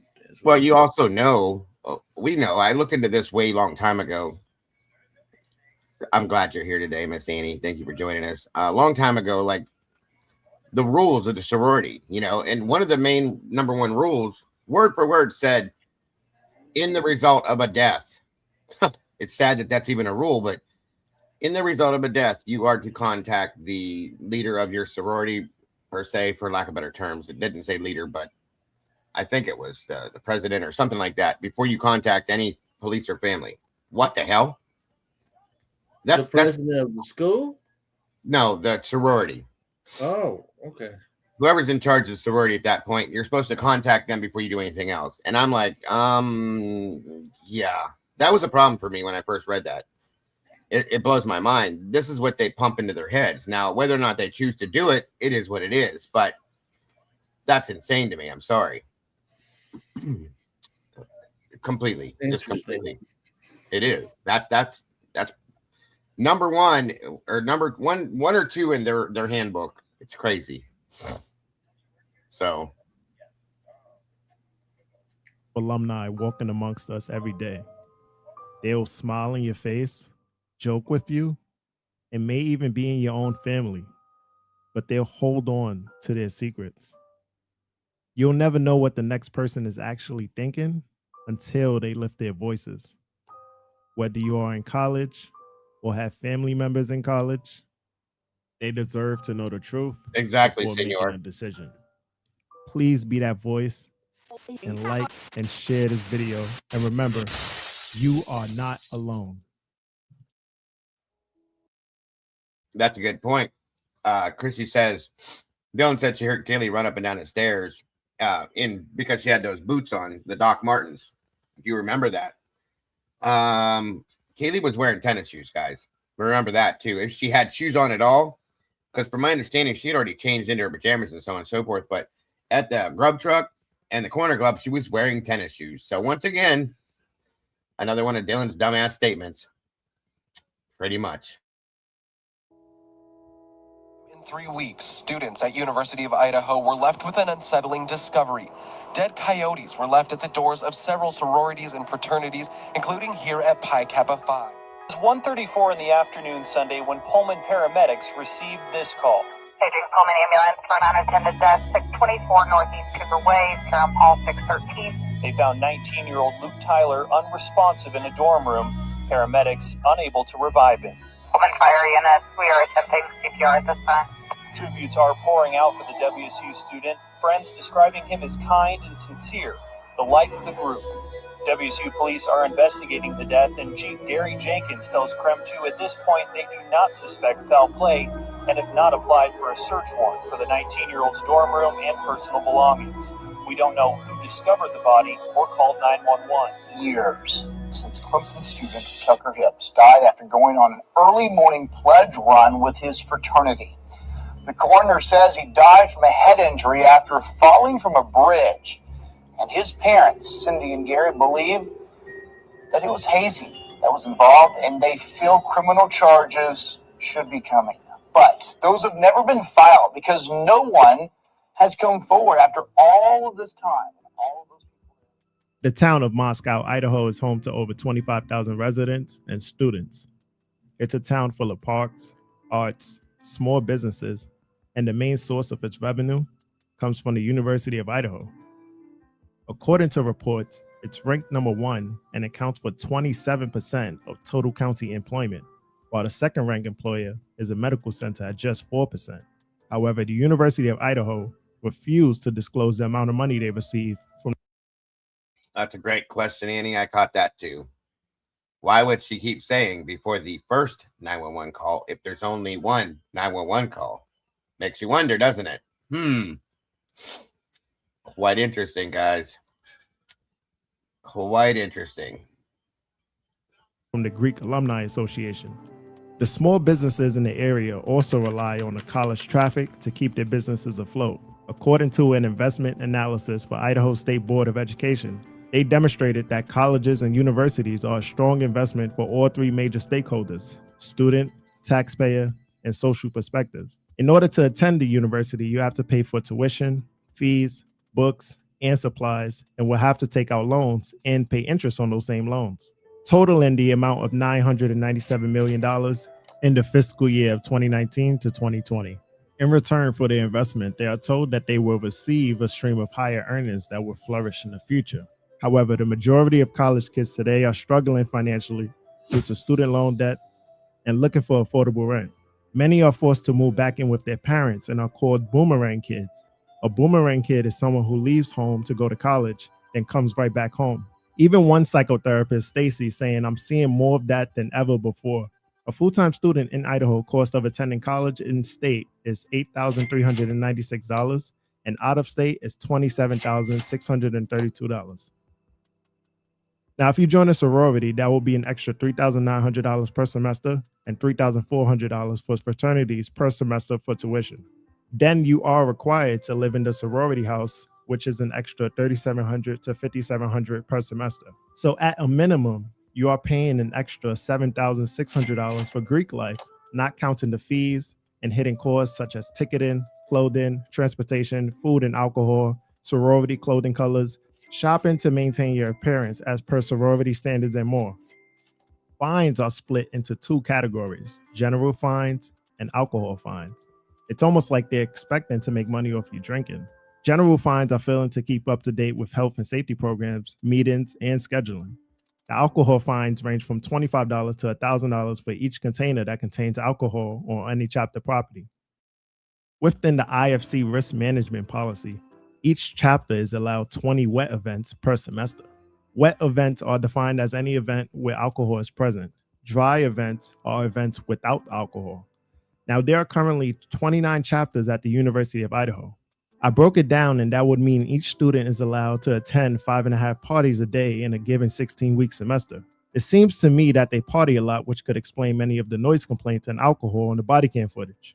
It's prohibited for sororities to have alcohol at a party, and the only way they can organize a party is through the fraternity. Therefore, they need a man to approve it before throwing the party. In the event that the fraternity declines their request to host a party, the sororities are still allowed to go to a party and drink alcohol since they're not technically hosting it. According to the Panhellenics Council Crisis Plan, in the event there's a death in the community, it states that chapters do not announce the death until you have coordinated a plan of action with your chapter advisor and the Office of Fraternity and Sorority Life. The plan of action needs to include meeting to inform chapter of loss, how it will be shared with the rest of the community following the chapter meeting, then goes on to say how resources such as counseling will be provided. Could this explain the roommate's behavior for calling the fraternity before calling police? Also, when the murders happened, many kids were fleeing the campus. According to the school's president, Scott Green, they feared for their safety. Could this also explain the pressure to grab someone up for a murder prematurely for the sake of keeping the town afloat? Being that the major source of revenue is from the college, that idea doesn't seem too far-fetched. Now, Steve Gonzalez stated that it seemed like they were trying to suppress the story. Why would they want to suppress a story? Could it be that they're more concerned about the town than justice for the 4 victims? What could that mean for how they are handling the case? The investigation.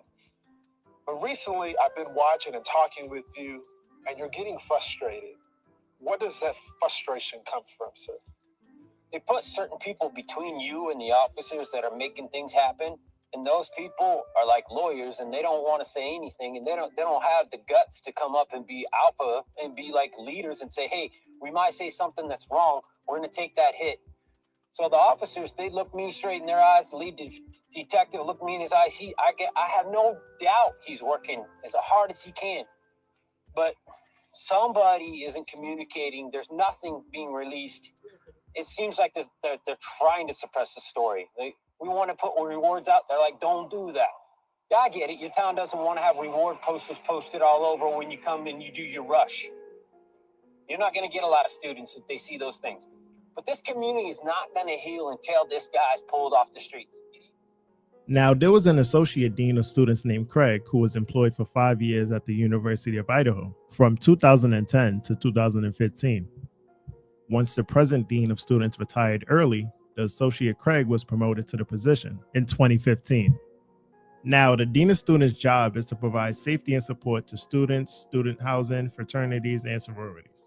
However, after 3 months in the position, he quit. Craig stated that the safety of our students is a primary concern of the Dean of Students' office, and not being able to address concerns through already established policies and agreements takes away the effectiveness of what this office can do. According to the students attending the University of Idaho, some described Craig as a person that's willing to go the extra mile, while other students demanded that the former Dean of Students come out of retirement. Now, according to faculty salaries, the dean makes $196,476 a year. What would make the Dean of Students resign and give up a job making 6 times the average income? Just prior to his resignation, sanctions were brought up against one of the fraternities for hazing allegations that were dropped. Are these organizations really untouchable? Who's giving them the power to be able to get away with this? On September 2015, Clemson University suspended all fraternity activity after a sophomore named Tucker Hill fell from a bridge to his death during what his parents say was a hazing ritual. Tucker was allegedly forced to jump over the bridge and swim to shore because he didn't bring them McDonald's biscuits. The family filed a lawsuit for $25 million, but only got $250,000 from the school's insurance and had to pay most of that cash in lawyer fees. The vice president of student affairs, Gail DeSabatino, who pushed to have the fraternity activity suspended, was suddenly replaced without explanation. She served as the student affairs vice president for 8 years.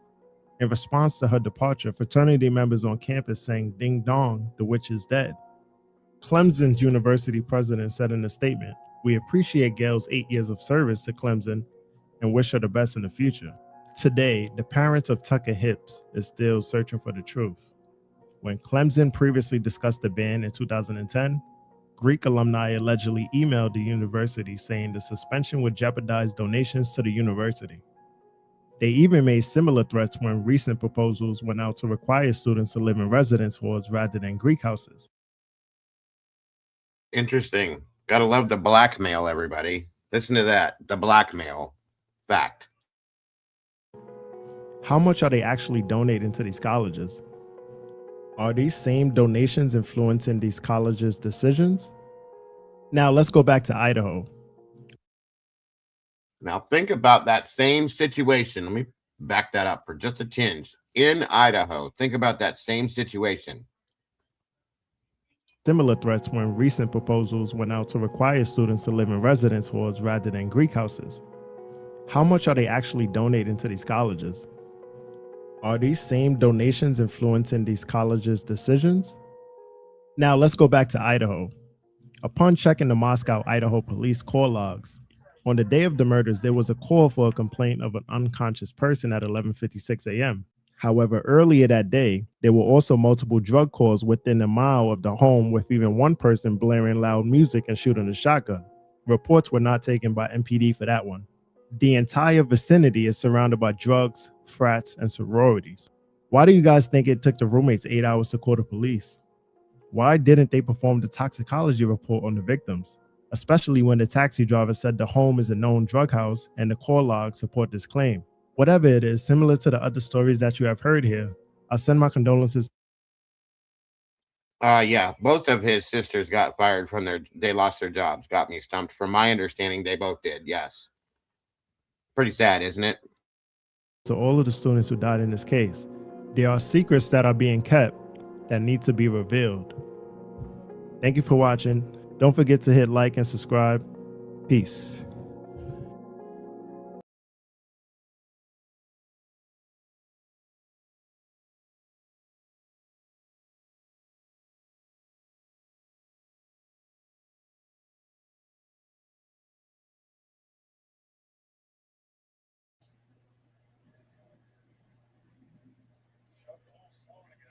Wow.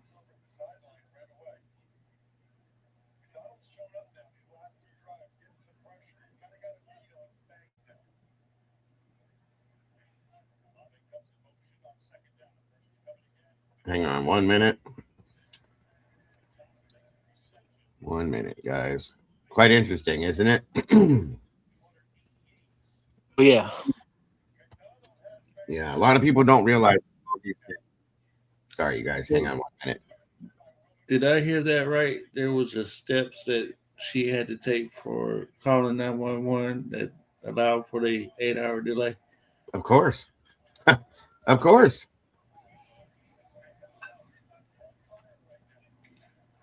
One minute here.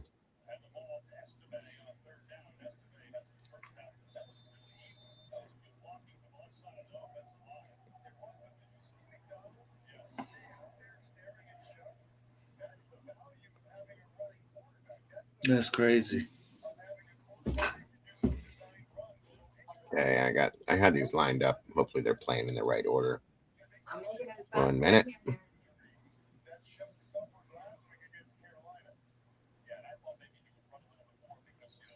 Welcome, Ashley.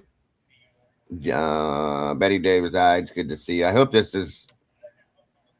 guys are getting something out of this. Got me stumped. Good to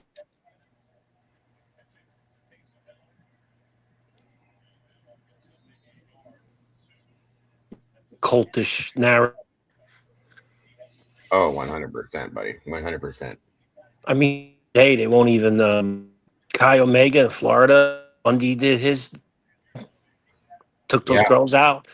Right. They're not allowed about it. They're still and everything. So to this day, people went up to try to do some of the members of that party, and they can't talk to you. We can't talk about anything. Yeah, right. And that's decade, you know. Yep. Absolutely.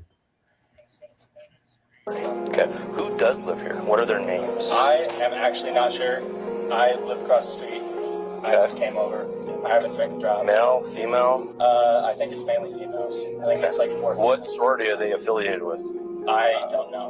Yeah, you do. I don't know if they're associated with that. I guarantee you they're associated with a sorority. As many of them are living here. It's an off-campus sorority house. I've been a cop for 22 years here. Off-campus sorority house. Gotta love it. And they know everything they're sitting there lying about. They know the answer to. I'm not stupid. Don't play dumb games with me. I would rather deal with this as a noise complaint than getting a hold of the Greek council and the Greek board and all of that, and misleading the students and playing all these stupid fucking games. All I want to do is deal with the noise complaint. Because I guarantee you there's a lot of underage drinking because they left their alcohol behind. Do you want us to try and get a name or a phone number? If you could. Thank you so much for that, Wellington. God bless. Merry Christmas to you as well. Thank you. We appreciate that so very much. Call someone? We just need to talk to somebody who lives here, because otherwise I have to be under the assumption you guys are unlawfully entered because no one who lives here is here. And getting a hold of the Greek council and the Greek board and all of that, misleading the students and playing all these stupid fucking games. Now, why would a law enforcement officer threaten a group of students with the call to the Greek council? Who really murdered the Idaho roommate? And why are Hunter's lies now eating him up inside? By the end of this video, all will be revealed. Now, this one came out 4 months ago, guys, just so you guys know, back in August. Wait, I think. All right, there we go.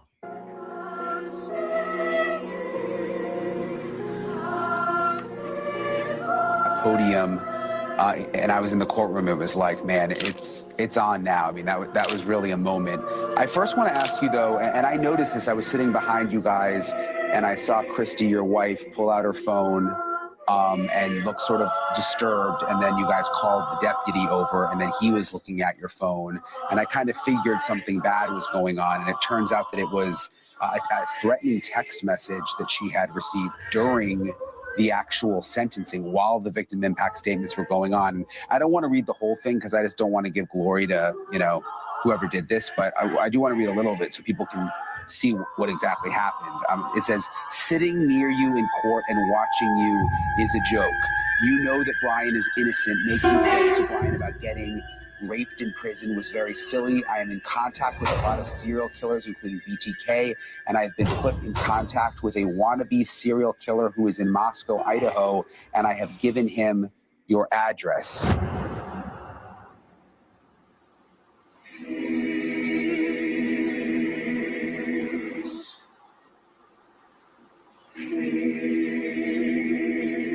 Welcome, Statewide.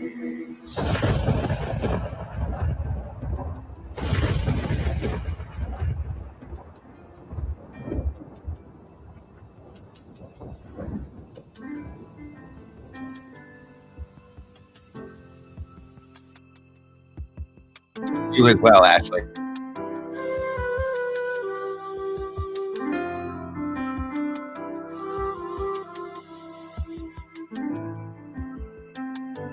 Haley lived in that house because she was an AT and she dropped.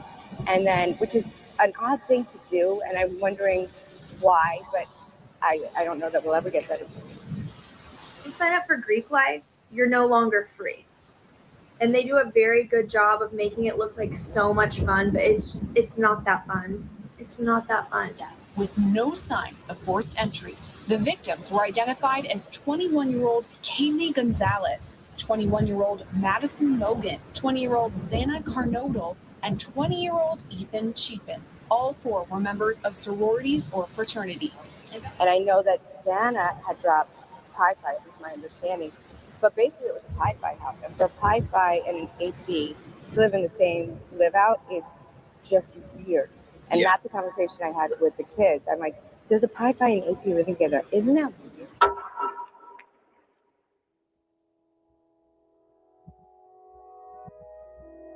So with that in mind, as we close this dedication ceremony today, I would like to read the names of my 4 friends who we've lost, but also the students who have died since them as well. In this space, this hallowed location is for all of them. After reading their names, we will have a 1-minute moment of silence to reflect on their passing. We welcome you to reflect or pray during this time. Those individuals are Kaylee Gonzalez, November 2022. Ethan Chapin, November 2022. Maddie Mogan, November 2022. Xana Canoodle, November of 2022. Rojit Raut, January of 2023. Kaden Young, March of 2023. Jason Gray, July of 2023. Ray Freiberger, July of 2023. We will now have a 1-minute moment of silence to honor and remember our lost heroes.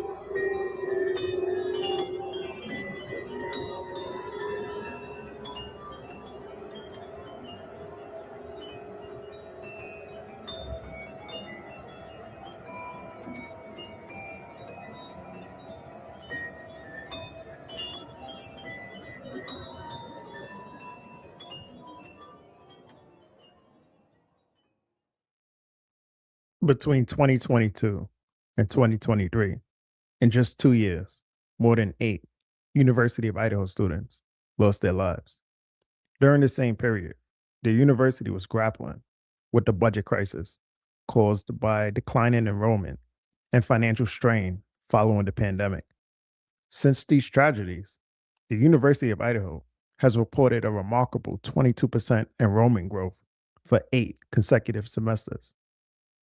Although the university's president stated that the Idaho murder house was a painful reminder that needed to be demolished, he went on to construct a vandal garden on campus. Since its completion, millions of dollars in donations have flowed into the university, complete with QR codes placed at the memorial site to encourage contributions. Follow the money. We have pictures of what it looks like at night, but I do invite you to come back in the evenings because it is spectacular and breathtaking to see, in addition to the lighting that has been done here in the memorial sculpture as well. Should you be inclined, we are also still accepting donations, and there's a QR code on the pictures down there at the end as well. Thank you all for coming again today. We're constantly told about all the positive aspects of fraternities and sororities at the University of Idaho. Yet, year after year, so much tragedy seems to emerge from them. Behind the smiles and messages of excellence, there's a darker side that's deeply unsettling when you look closer. In this case, it's no different. For example, the last party Ethan and Xana attended on the night before they were killed was at Sigma Chi. Strangely, the Sigma Chi symbol bears a resemblance to their initials, E and X. At the University of Idaho, joining a fraternity typically involves a formal recruitment process, and many organizations include oaths or pledges as part of their initiation rituals. Some initiates are expected to perform extreme or outrageous acts in order to be accepted, making them well trained in the art of keeping secrets. People say sororities are like a cult. They're not fucking lying. They are not fucking lying. And I'm going to tell you why. So, me and this girl, we find out we're going to get initiated, right? So, they take us at the house. We go to the house. They tell us before coming, they tell us to wear a nude bra and nude underwear. Weird requests. Weird requests. So, I'm like, okay, like, it's not gonna be anything crazy, right? Let me fucking tell you, bitch. Remember, this is all alleged. This is all alleged. Keep us in this room. There's 4 of us going through the initiation process. So we're in this room and they go, okay, here, put on these white gowns. Hang up all these sheets so light can come in. Okay, there's like paper taped up to the windows so nobody can see inside. We have no idea what's going on. Finally, somebody comes and gets us and just goes,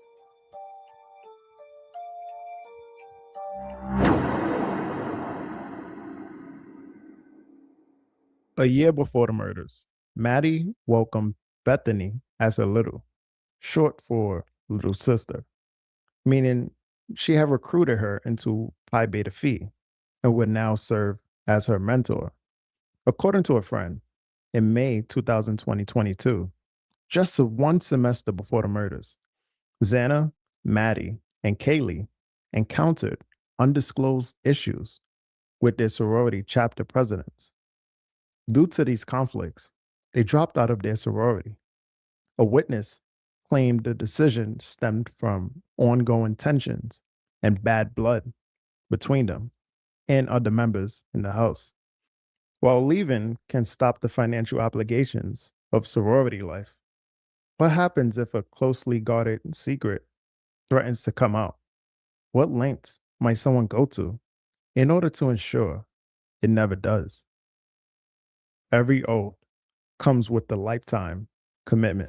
One of the things that I learned when I was getting recruited into Omega Delta Phi fraternity incorporated was that her into Pi Beta. I'm not sure, Twiz, who that is. I've seen her face before, though. I can't remember for the life of me what the hell her name is. I cannot remember. Beta Phi, and would now serve as her mentor. According to a friend, in May 2022, just 1 semester before the murders, Xana, Maddie, and Kaylee encountered undisclosed issues with their sorority chapter presidents. Due to these conflicts, they dropped out of their sorority. A witness claimed the decision stemmed from ongoing tensions and bad blood between them and other members in the house. While leaving can stop the financial obligations of sorority life, what happens if a closely guarded secret threatens to come out? What length? Welcome to the sauce, Tommy boy. Appreciate you joining us. And thank you for becoming part of the family. Very much appreciated. Welcome. Might someone go to in order to ensure it never does? Every oath comes with a lifetime commitment. one of the things that I learned when I was getting recruited into Omega Delta Phi fraternity incorporated was that when you join, it's a lifetime commitment.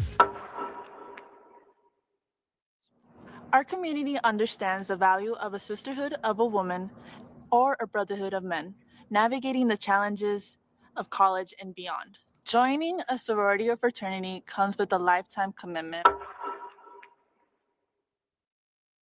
Dylan and Bethany remain active in their sororities, while all of their other roommates dropped out. A decision reportedly fueled by bad blood between the girls in the houses and members of the sorority's executive boards.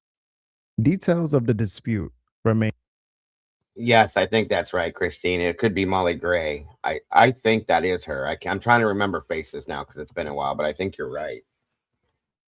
Unclear, but sources suggest is centered on board members who, quote unquote, tell others what to do.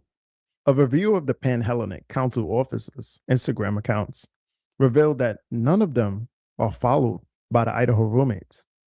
In the months that followed, It's not Molly Gray. Jesus Christ. Molly Gray has different color hair. I get these people confused now. Well, there was another Molly, I think, wasn't there? What was the other Molly's name, Annie?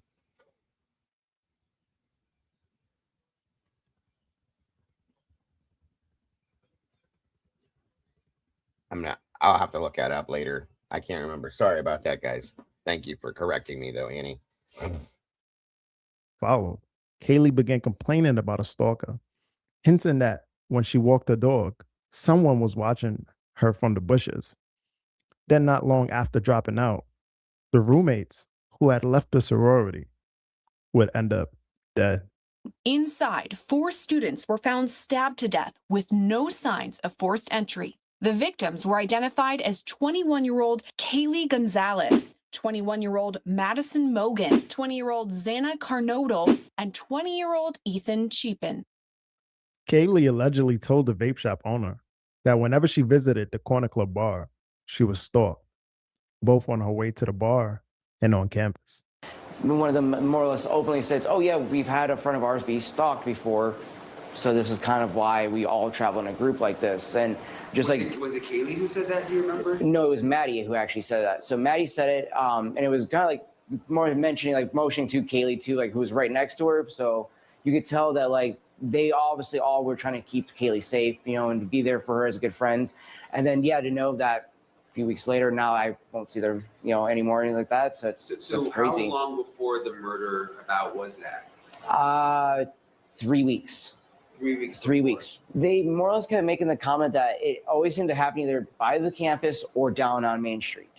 So, and it was more so at nighttime when they were at the drinking and stuff like that. Because I asked them, like, is it at school? And she's like, no, when I'm at night, going out to the bars or coming back from the bars. And again, living down that way. Did she specifically mention the Corner Club? Not the Corner Club, but just in that general direction and stuff like that. So the only reason I would assume the Corner Club is because that's the only bar that's down in that area anymore now. So we used to have 2, one was CJ's and then the Corner Club. It's just Corner Club now, then a whole block before it mingles. So on the same night they were killed, the group went to the Corner Club and reportedly encountered a creepy man who was harassing them. Bethany later described Maddie as being highly intoxicated that night, saying she hadn't seen her like that in a very long time. Other people miserable. Yeah. Have a good night. Bye. Hello. Hi. Welcome back. Thanks. I think I would like. There's Kaylee's tennis shoes, folks. They're definitely not boots. Maddie was wearing boots, but her boots are in the picture in the bedroom, picture of her bedroom. Kaylee's boots, it could have been, in my opinion, in the living room for those that were asking those questions, but those are the shoes that Kaylee was wearing that night, just so you guys know. Like the car, but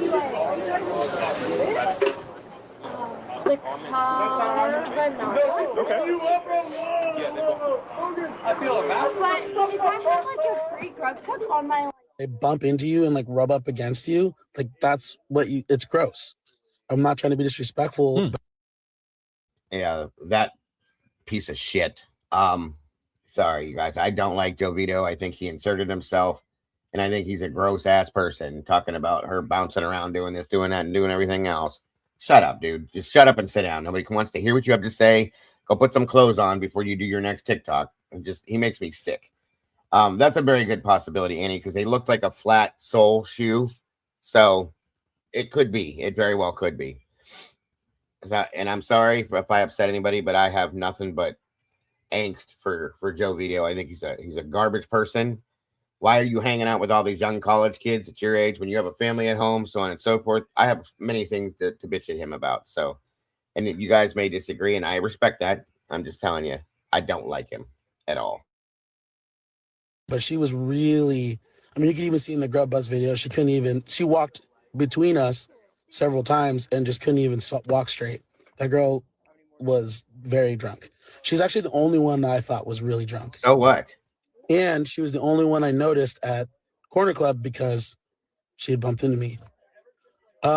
Another thing that was weird is that the guy who was interviewing me from the Daily Mail or whatever it was, he said glass-eyed, and I was like, sure, yeah, like that. I didn't actually even use that word. That was his word. The Corner Club is widely known as a gathering spot for Greek life members.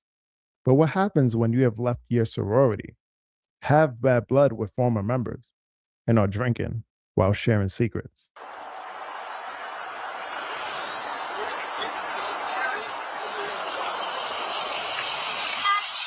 What did you say to Adam? I told Adam everything. Once Maddie revealed the secret to Adam, they allegedly needed to eliminate the roommates who knew about it. The active members, Bethany and Dylan, would arrive home first, while the killers only came after Kaylee, Xana, and Maddie told the active members that they were going to sleep. How else would they have known the perfect time to strike? Remember, there was no sign of forced entry. A surviving roommate stated in an interview that they are usually careful about locking doors and had never had any problems before. No locked doors, no signs of breaking in, which means either the door was purposefully left unlocked or the killers were already inside waiting. Either way, given the suspicious activity of Bethany and Dylan, it seems they know more than they're letting on. According to the Pan-Hellenic Association manual, it states, in the event of a death, do not notify parents. This will be done by emergency officials or university personnel. It continues, do not announce a death until you have coordinated a plan of action with your chapter advisor and the Office of Fraternity and Sorority Life. Now, we know Dylan walked past Xana's body on the ground. Mainstream media reported that. And see, there's something that I heard yesterday, you guys, that has me thinking. It was stated, somebody, I can't remember where the hell we heard it at, but that Maddie was still in the fraternity. She just wasn't active. Or I'm sorry, the sorority, not fraternity. Girls don't go in fraternities. That Maddie was still in the sorority. She just wasn't active and she wasn't living in the sorority house. And it made me think, like, how does that work? I thought if you're part of it, you're active. If you're not, you're not. That's just, and is it true? Was that a true statement? I don't know, but hey, Busy, good to see you. Do we know Adam's girlfriend's name? And if I don't know. That's a good question, though. I'd like to know Adam Lauda's girlfriend's name. If he had one at that time. That's an interesting question for sure, Busy. And I'm writing it down.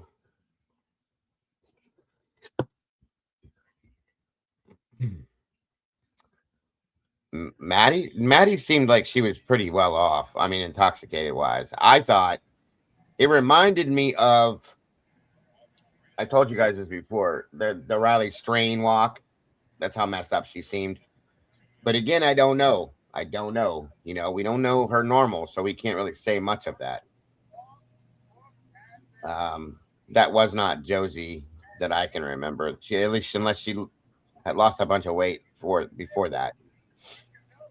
Why is it only Maddie and Xana's names are on the wall on stickers when Ellie showed up? From what we found out about those stickers, Annie, is those were like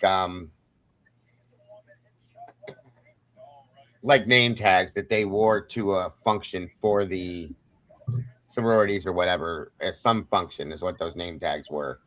When we looked it up, that's how it came up as. So I don't know, but that is a good question. Why were they the only names there? Very interesting. Very interesting. There was rumors of that, Max. I don't know if it's true. It was just a rumor.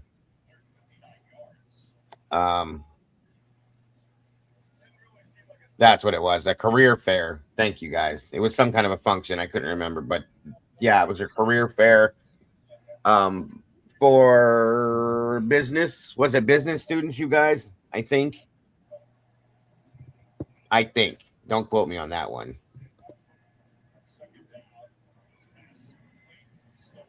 Xana had passed out drunk on the floor. We knew about Dylan and Bethany's frantic text messaging between 4:22 a.m. and 4:26 a.m. when Dylan tells Bethany that nobody will answer their phones and that she's afraid because she saw someone in a ski mask. And we knew that Dylan then ran down to Bethany's room on the ground floor of the 3-level house. But the court documents now reveal a brand new fact that we never knew. And it is, honestly, it is something horrifying. Again, quoting Dylan. Dylan again tried calling Kaylee and Xana, but neither responded. Dylan then exited her room and began running towards Bethany's bedroom. On her way, she noticed Xana lying on the floor of her bedroom with her head towards the wall and her feet towards the door. Dylan thought Xana was drunk. Once Dylan arrived downstairs at Bethany's room, they locked the door and both made additional unanswered calls to the other roommates. Which sounds plausible until you consider that when police arrived on the scene, both the front door and sliding door were left open. This suggests that the roommates themselves opened up the doors that same night. In fact, there is no evidence of forced entry through the sliding glass door. Dylan also stated that all of the lights were on, and she saw the killer, who saw her as well, but did nothing. Why? How is it that the girls who dropped their sorority months earlier were stalked, had police called on them, and ultimately were killed? Bethany appeared on one of the body cam recordings. When asked who lived there, she said she would get someone, but instead grabbed Hunter Johnson, who didn't live there. He lied, claiming no one was home. Beat on the damn door. Hey, who's the owner or who lives here? I can go get them real quick. Okay, thank you, please.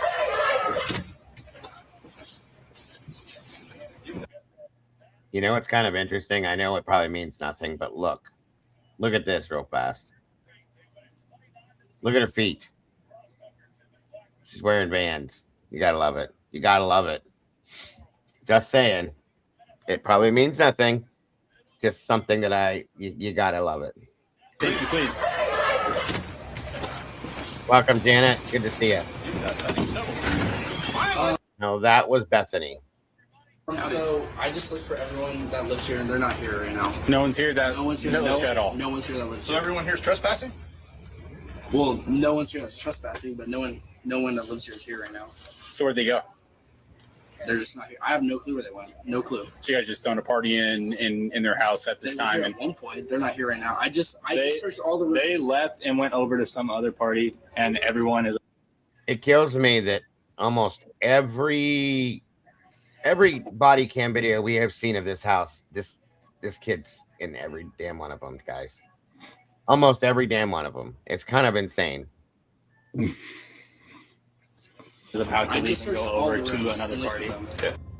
What's even more intriguing is that police later found the Van-style shoe footprint at the scene. The only person known to wear Van-style shoes was Bethany. Hey, who's the... Now, that's not a completely true statement, okay? And you know what? As I'm looking at her face, I'm starting to think that's not Bethany, you guys. I thought it was, but I'm telling you, I'm starting to think it's not. I think Bethany, they look very close, but I think they look different. Oh, yeah, see, Twiz just said it too. That wasn't Bethany. I'm starting to think that's not her. She looks really close to her, though. I'm telling you, something is different about her face.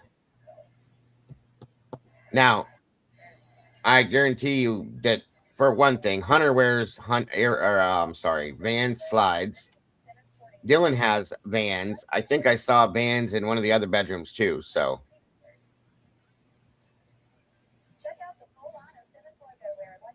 is that Emily?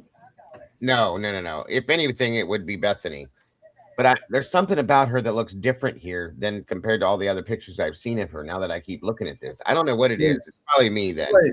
Somebody in chat said that was Hunter's girlfriend. That is not Emily. Emily looks completely different than that. She's a little bit bigger too.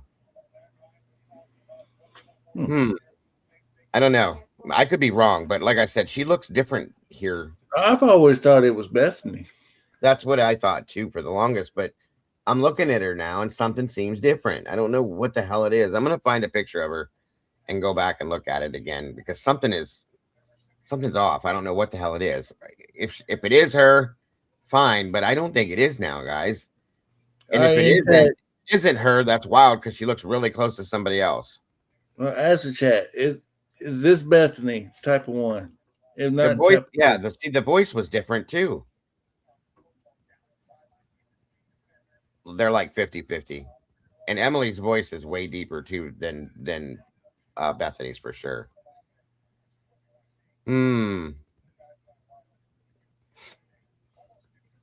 Wow. I'm curious now. I'm gonna have to go find. You know what? Hold on a minute. Let me try something here real fast, guys, while we're looking at this. Give me a minute.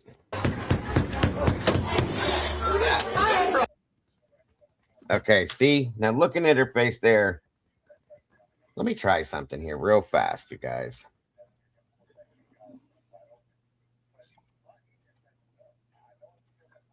I'm sorry to delay the video, but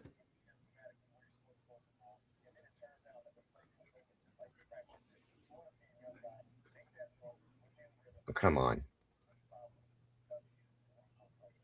Show me a picture. Something about the forehead or... Hey, what are you doing? Where the hell is there a single picture of her at? It was in here somewhere. Hang on.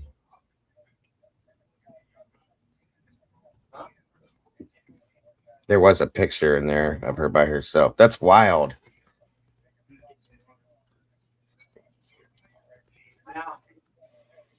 That outfit, you're right. Annie's right, but that outfit, but I mean, I've seen her in that same outfit too, but doesn't mean somebody else may not have it too. I don't know. It's something about her face in that video looks different to me. I'll look at it later. I don't want to delay you guys on this, but damn it. No, you're fine. It just, I don't know what the hell. I've looked at her 1,000,001 times. I don't know why it's just now. Something about her face looks different to me. It's weird. And Annie's right. That outfit, I've seen 1,000 pictures of her in that outfit, to be honest with you. Not that I don't know about a sister. Hey, Biddy's good to see you. And Creedy Jamie, welcome. That's another good point too. Anyway, on we go. Sorry. Hey, who's the owner of who lives here? I can go get them real quick. Okay, thank you. See, that's the thing is Bethany's voice was a higher pitched voice, way higher pitched. I think that's weird. That's definitely not Emily Murky, and I could promise you that's not Emily. I'll show you that too.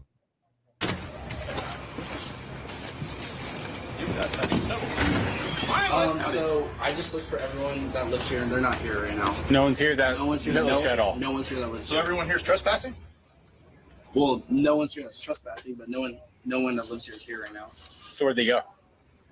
They're just not here. I have no clue where they went. No clue. So you guys just throwing a party in their house at this time? At one point, they're not here right now. I just searched all the rooms. They left and went over to some other party, and everyone is about to leave and go over to another party. Yeah. What's even more intriguing is that police later found the van-style shoe footprint at the scene. The only look, guys, there's Officer Oompa Loompa himself. person known to wear van-style shoes was Bethany. Hey, who's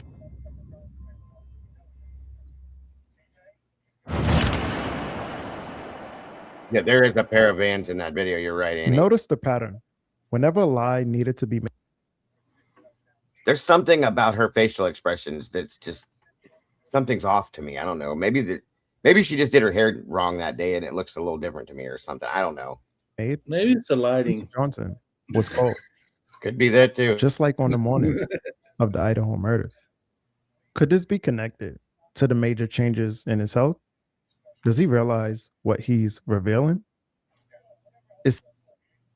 See, that's Emily. I don't know why they're not showing her damn face, but It seems the truth is eating him up inside because secrets can't stay hidden forever. Why would police issue threats connected to the Greek council? The reality is that the entire town of Moscow, Idaho, operates around the University of Idaho. Many of the individuals in law enforcement are not only graduates of the university, but also Greek life alumni, including figures like Chief James Fry and Scott Green. In truth, the Greek Council holds immense influence, acting as the real authority in town. Their reach extends into nearly every sector, and those who oppose them risk becoming targets. And 5 enthusiastic alumni chapters. When Beta Delta was established at the University of Montana in 1906, the nearest chapter to the east was the University of Minnesota, about 1,200 miles away, and to the west, the University of Washington, about 700 miles away. The donor of the Montana campus was a Sigma Chi. The first president and 3 professors were Sigma Chi's. There is probably no state in the Union where Sigma Chi's influence is so strongly felt and expressed. So is it really a coincidence that those 3 victims lost their lives on November 13th, 2022? The only group that had crossed was the Greek Council. Shortly after, they ended up dead. In a town so deeply controlled by Greek life, with alumni in powerful positions, is it possible that the system would protect its own? History shows this wouldn't be the first time, and it won't be the last. Follow the money. So I spoke with Dylan Mortenson's aunt. Dylan, of course, is one of the surviving roommates from the Idaho murders. And she's just incredibly strong and has been through so much. And I was there for the sentencing and her victim impact statement, and just the strength that it took. But anyway, they've created a GoFundMe. Obviously, Dylan has therapy, is going to need therapy. I spoke with her aunt, who's very close to Dylan, and I wanted to play that for you guys. Just tell me a little bit about your goal with the GoFundMe, why you decided to create it. Yeah, Dylan, just watching her go through this experience, I mean, it's been 2.5 years. Just watching her put one foot in front of the other. She's been cooperating with law enforcement. She's been just trying to heal and just trying to process everything. And now she has a new reality. She has a new life. She has to figure out. And it's a lot. It's a lot of change. It's a lot of healing, and it's a lot of unknown for Dylan. So my sister and I created this GoFundMe to support her. A lot of people have asked how they can help. They've asked what they can do to support Dylan. Friends, family, strangers. It's incredible. But we created this to help her, support her to build her life back. And we feel like she's going to, her new life is going to require a relocation, probably very extensive long-term trauma therapy, security, privacy measures, all of that. So we created it just to help Dylan get back on her feet and to help her have some space to heal. You must be, as an aunt, you must be really proud of her. Yeah, there's no words. I mean, Dylan's incredible.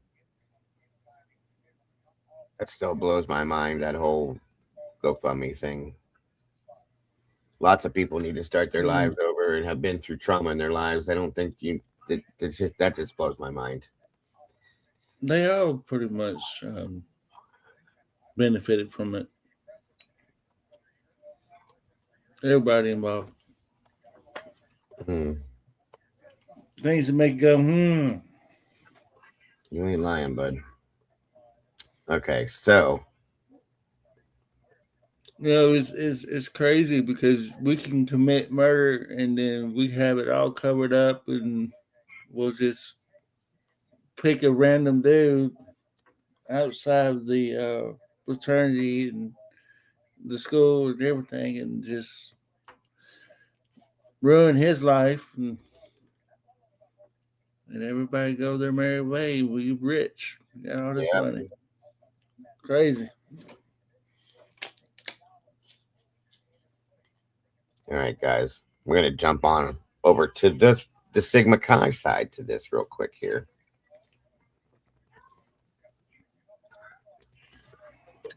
I think this is kind of important too.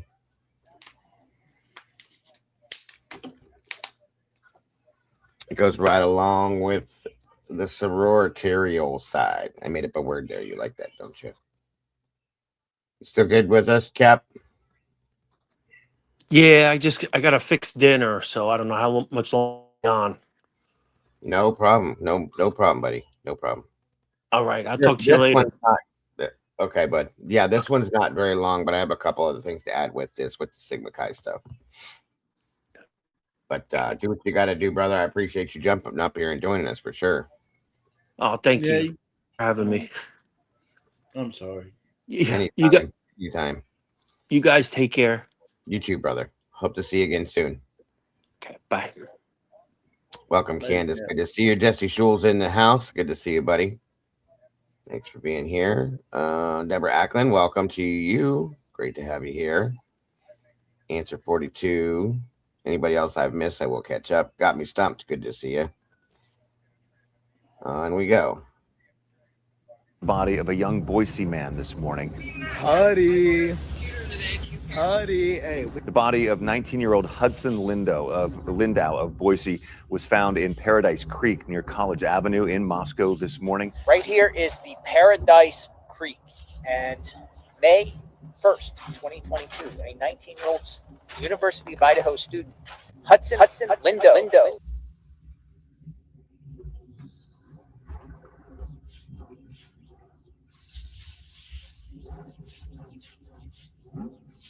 The university doesn't want us to know that something is deeply wrong in this town.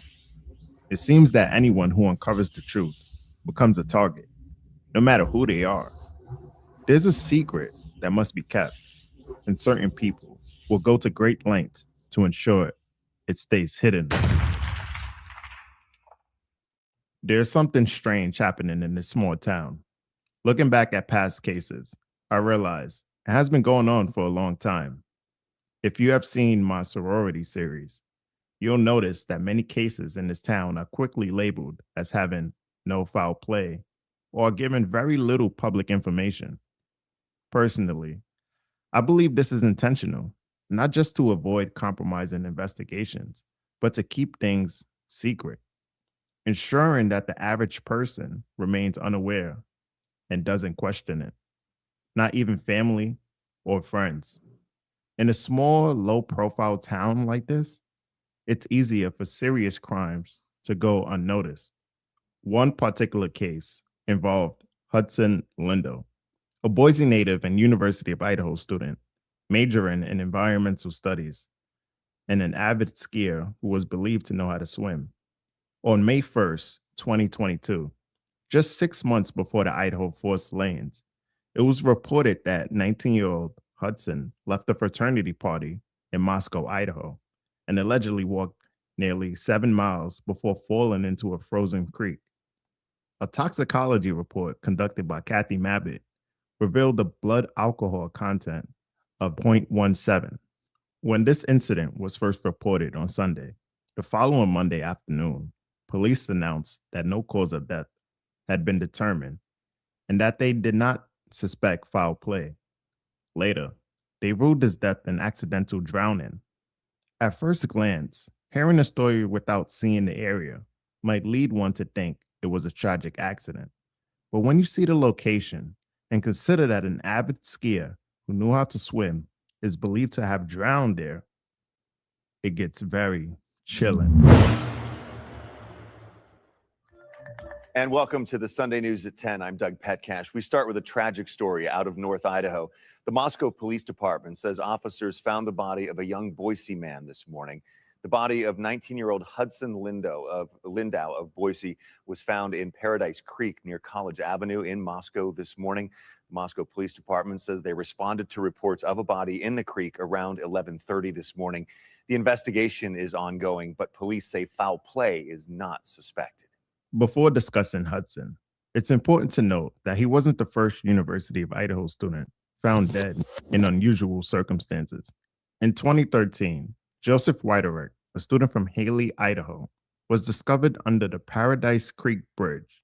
Joseph had been at a fraternity party that night, but never made it home.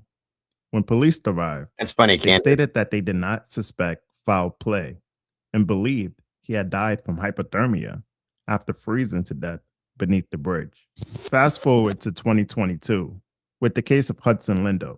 Like Joseph Whiterick, Hudson left the fraternity party and was later found dead in Paradise Creek, though his cause of death was ruled as drowning. After reviewing the creek's water records, the depth ranged from a maximum of 4 feet to as shallow as a few inches.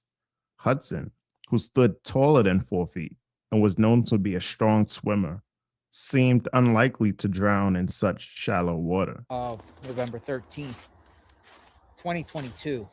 But I also want to talk about another individual. Right here is the Paradise Creek, and May 1st, 2022, a 19-year-old University of Idaho student, Hudson Lindau, was found dead right here. Right here, May 1st, Sunday. Authorities were called out here about 11:28 a.m. And Hudson Lindau was found here. Right here. Now, at the time, police said no foul play.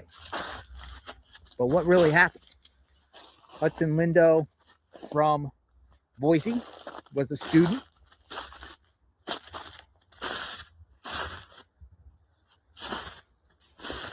Another student died. And we'll just take you up. I mean, is this a place where somebody would commit suicide? Just so you guys know, the rumor floating around was that Ethan knew the truth about this too. This is a rumor. Don't take that as fact. It's just rumor that Ethan knew the truth about what actually happened because he was friends with Lindau. Sorry. So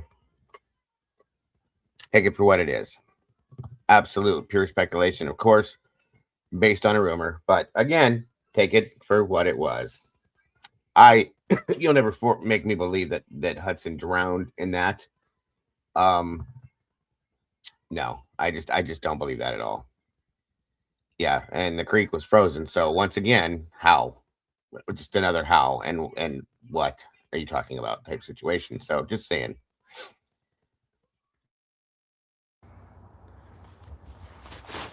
Think somebody put a body down here? You know, other university students involved, other people involved. Just throwing it out there. Digging further, I found that Hudson was a member of Sigma Chi and was friends with Ethan Chapin. Huddy. Hey. Following his death, friends from Sigma Chi posted hotline numbers on their social media, implying he may have taken his own life, despite the coroner ruling it accidental. This raises questions. What are they trying to hide? Who's correct? And what did Hudson know that they didn't want others to find out? Hudson was remembered as a good guy who cherished his family and friends. His family created an Instagram post that read, "Love like Hudson," highlighting his infectious goofiness and warmth. The photo shared by his friends appears to have been taken before his death. And upon closer inspection, you can see the Idaho roommate's home. In the background, it's indeed strange that 2 accidental deaths occurred in the same area, both involving individuals leaving a fraternity party late at night. Thank you so much for that, B. Randy. Merry Christmas to you and God bless. Very generous and very, very, very sweet of you. We appreciate that so very much, dear. Chief James Fry investigated both cases, and Kathy Mabbitt served as a coroner for each incident. I don't think this is a coincidence. In Latah County, the requirements to become a coroner are quite minimal. One must be a citizen, a resident of the county, and at least 21 years old. That's all. Therefore, anyone they are willing to elect will likely go along with the program, reinforcing a cycle where questions about accountability and transparency remain unaddressed. There's something peculiar about the 911 call. Yeah, that understand that, guys. I think that was just a misspeak. He misspoke. If it was in May, okay, May 1st of 22, there's no way the creek was frozen. So understand that's that doesn't make sense there. But I don't believe he drowned in there, is what I was saying. So my apologies for whatever Jonathan just said. I'm not that wouldn't make sense. He's probably talking about now that it's frozen now. So made to the Idaho home on November 13, 2022. When the report was for an unconscious person, although it was actually for death. Why did the two roommates in the morning call the police about an unconscious person when there was apparently a bloodbath in their home? Kathy Mabbitt quickly disclosed the blood alcohol content of the two students who died in Paradise Creek. Yet when it came to the Idaho 4 roommates, she claimed that such information wouldn't provide any clues about the case. This statement was met with pushback from a former medical examiner who emphasized that a toxicology report could reveal the victim's state of mind, especially if they had allegedly left the bar. The former examiner raised a critical question. What if someone had slipped something into their drinks to disorient them? It's notable that both Joseph and Hudson, who were fraternity members, left fraternity parties shortly before their deaths. Similarly, on the night of the Idaho 4 slayings, Bethany Funk reported seeing Ethan and Xana at the Sigma Chi fraternity house. Tragically, shortly after leaving, they also ended up dead. This pattern suggests a troubling connection to the fraternity house, challenging the notion about these organizations upholding a positive brotherhood image. With Scott Green, a Greek member, serving as president, there is one more death that did occur shortly after that situation in Idaho is the Caden Young situation. They're saying that was an overdose and accidental, but again, there was all this other stuff. So just keep that in mind too. Implication that they feel untouchable due to their connections, leading to a lack of fear regarding prosecution or repercussions for their actions. If this behavior continues unchecked, more lives may be at risk.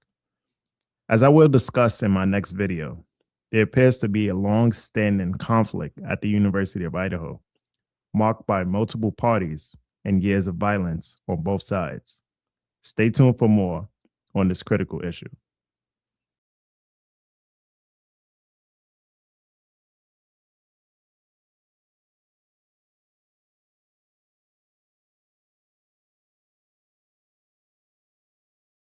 All right, now we will pull on to. We started looking at some of this last night. This is in regards to the frat boy theory, so on and so forth, going forward.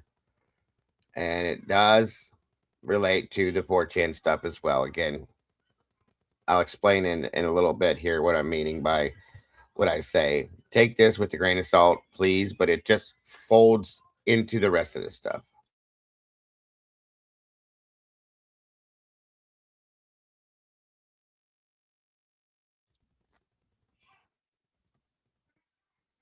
Welcome back. This is Oh, I clicked the wrong link, you guys. I'm sorry. Hold on a minute. Clicked the wrong link. My apologies. I thought that looked funny. I had that lined up a different way. My apologies, you guys. Give me 1 second here. I'll get it right back where I'm supposed to have it. Metal Mayhem. Yeah, it was. He also has some interesting stuff too that he's been putting out to go into that aspect. But that's why I had that in there, because I was watching that. I didn't keep it lined up like I tried, though. Hold on.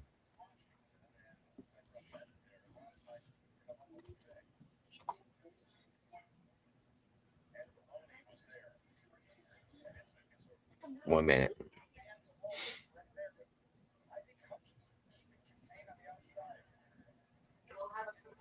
One minute. And when I read that, I was like, wait a minute, that's not what I had in there. But I just thought, I wasn't even thinking. So my apologies. Where's it at? In relation to the fraternity. And then I was going to end with that whole frat boy 4chan thing. Give me a second, though. I'm sorry.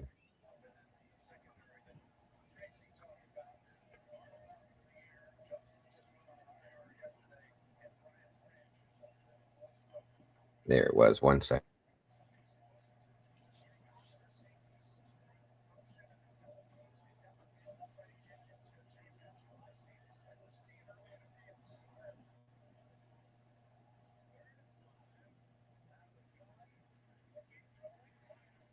Okay, I found it. I don't know how that got enveloped or flipped around like that, but my apologies, you guys. So sorry. No, you good. Here we go.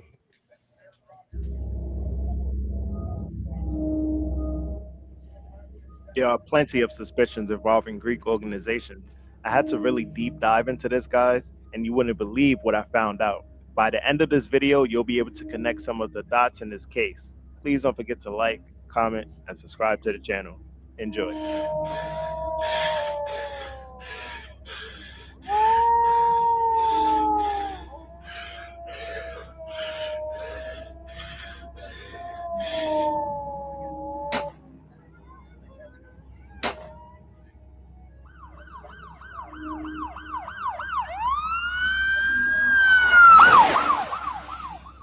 Time in 3 weeks, students at University of Idaho were left with an unsettling discovery. Dead coyotes were left at the doors of several sororities and fraternities, including here at Pi Kappa Phi. The president of this fraternity says these coyote killings were pretty gruesome. The coyote's body was mangled, and he says the sorority across the street got it even worse.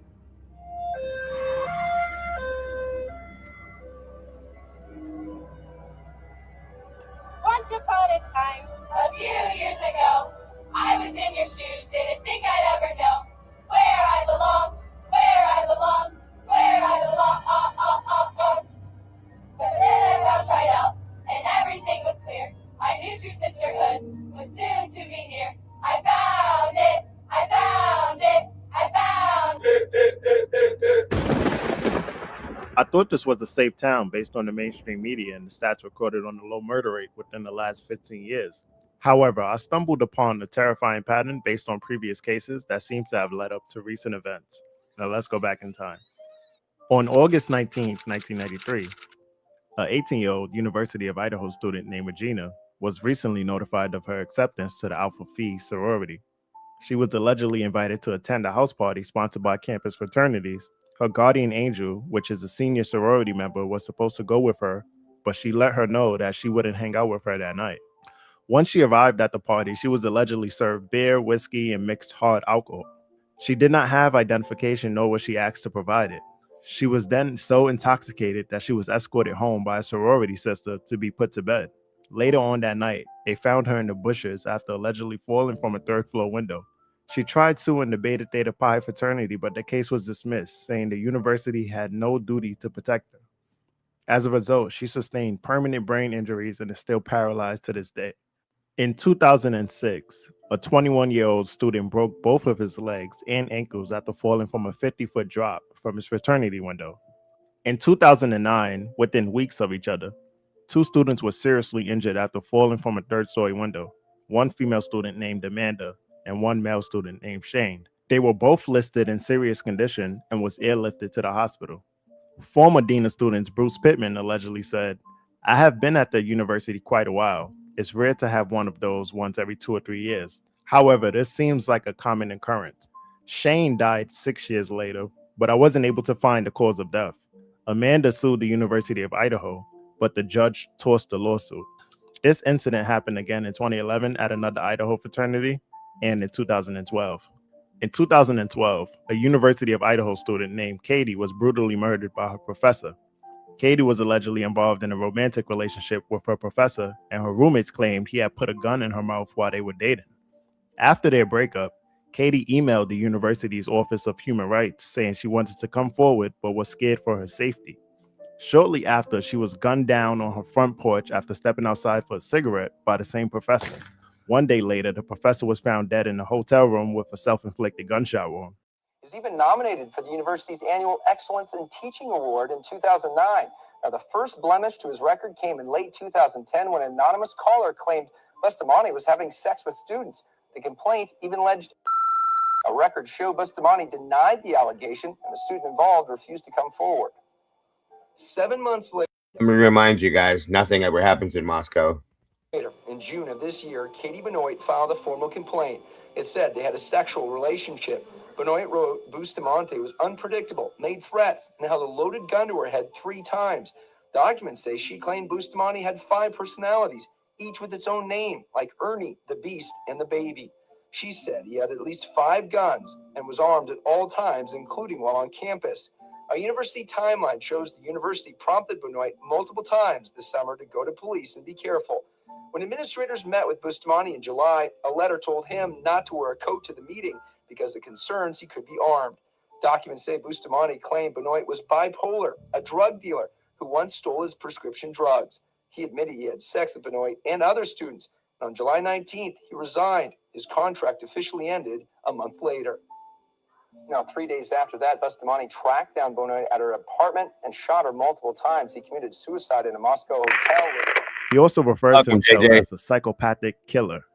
How did he manage to be employed at the university? Another professor was fired after she admitted to using meth and having access to firearms. Are they doing background checks on who they hire? Regarding a faculty member, Denise Bennett. Don't forget, guys, nothing ever happens in Moscow. And it was deemed prudent to place Ms. Bennett on administrative leave. That was done on Thursday.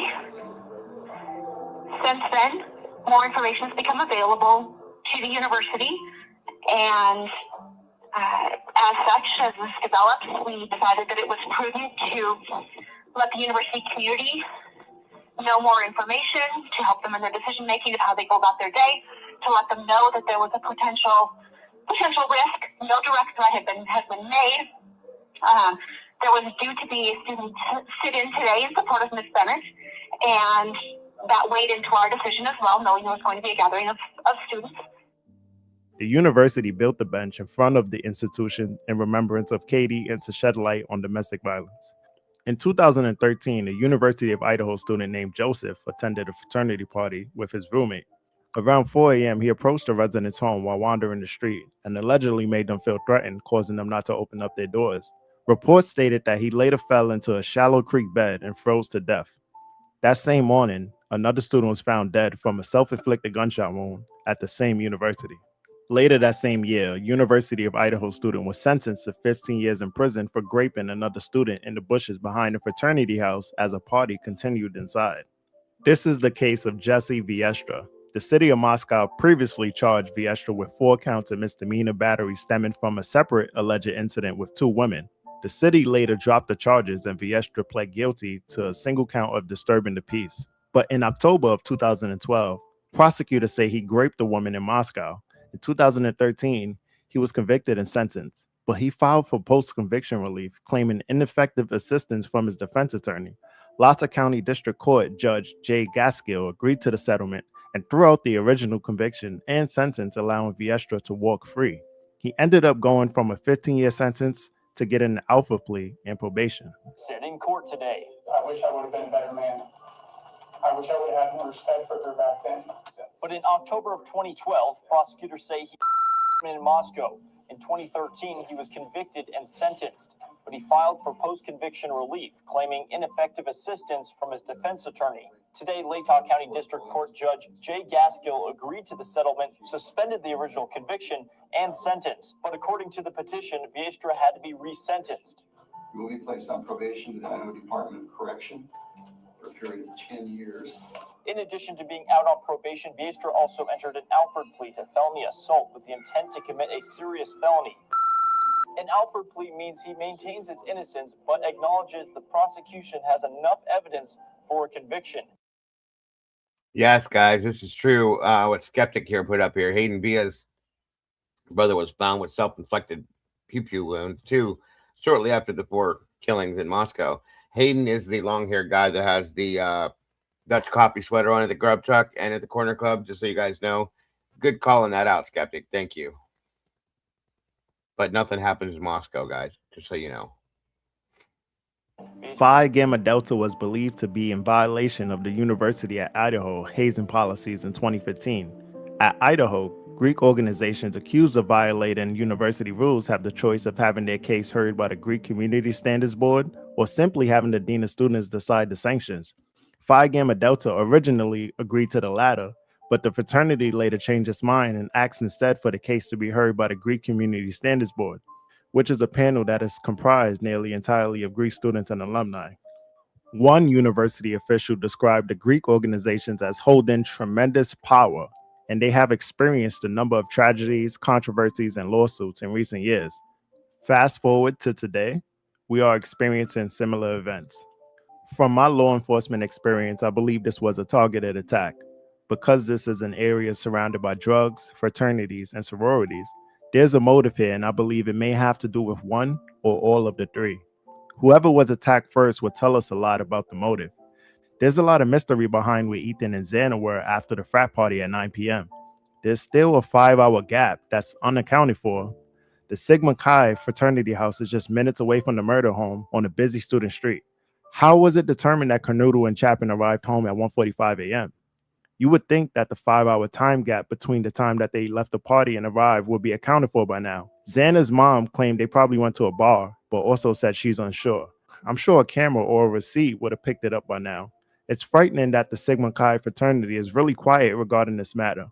When asked about the case, the Sigma president said this. Allison was a good friend before Ethan even came up. But that's all I really want to talk about right now because I actually have class here in like 15 minutes. Sigma Chi President Reed Offson says the fraternity is cooperating with the investigation. The fraternity is about half a block from the house where the murders happened. Does anyone know where they were during that timeline? Like there's still this big chunk where... As of right now, we've told Moscow PD, Idaho State Police, and the FBI all we know. We're kind of leaving it up to them to piece it together. Obviously, we don't have the utilities or resources to do it on our own, so we're just putting full faith in officers and the detectives doing it. But that's all I really know right now. Are there any cameras around? Not on the property. No security cameras at the frat house? Let's entertain that idea. If there's no cameras, then how was it even confirmed that they were at the Sigma house party in the first place? Also, most fraternity houses have cameras, especially when they are on campus property. Information from Sigma Chi members. It has really from all the fraternities and sororities. We've talked to a couple sort of people, students, off the record, basically, not off the record, but they didn't want to go on camera because they said, they were told not to speak, not to talk to the media. They sort of got some of these fraternity and sororities on lockdown. It's interesting. Sigma Chi, which is right over there, we showed you last night. I can see it from here. There's something going on over there tonight. A lot of noise coming from the fraternity house tonight.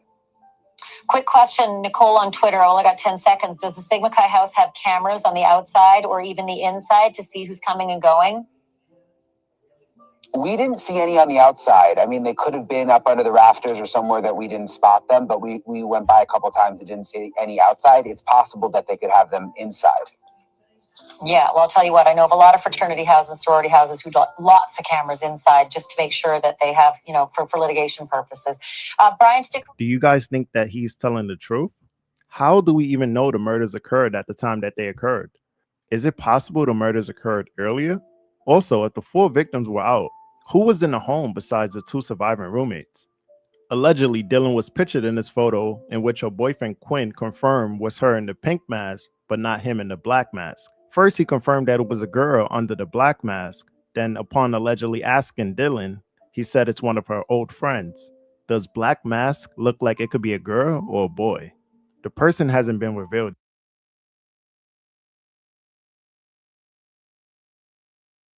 just so you guys know, in my opinion, this is a woman. Okay. I'll stand and die on that hill. That's a woman. It's got a woman's mouth and facial structure, in my opinion. Just saying.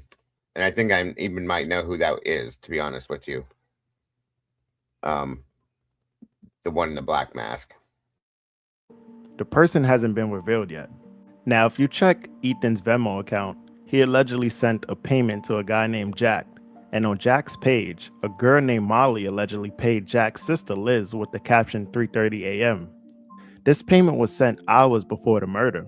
Who was the payment made to? Alpha Phi's Vice President in Marketing, Liz Kapovic.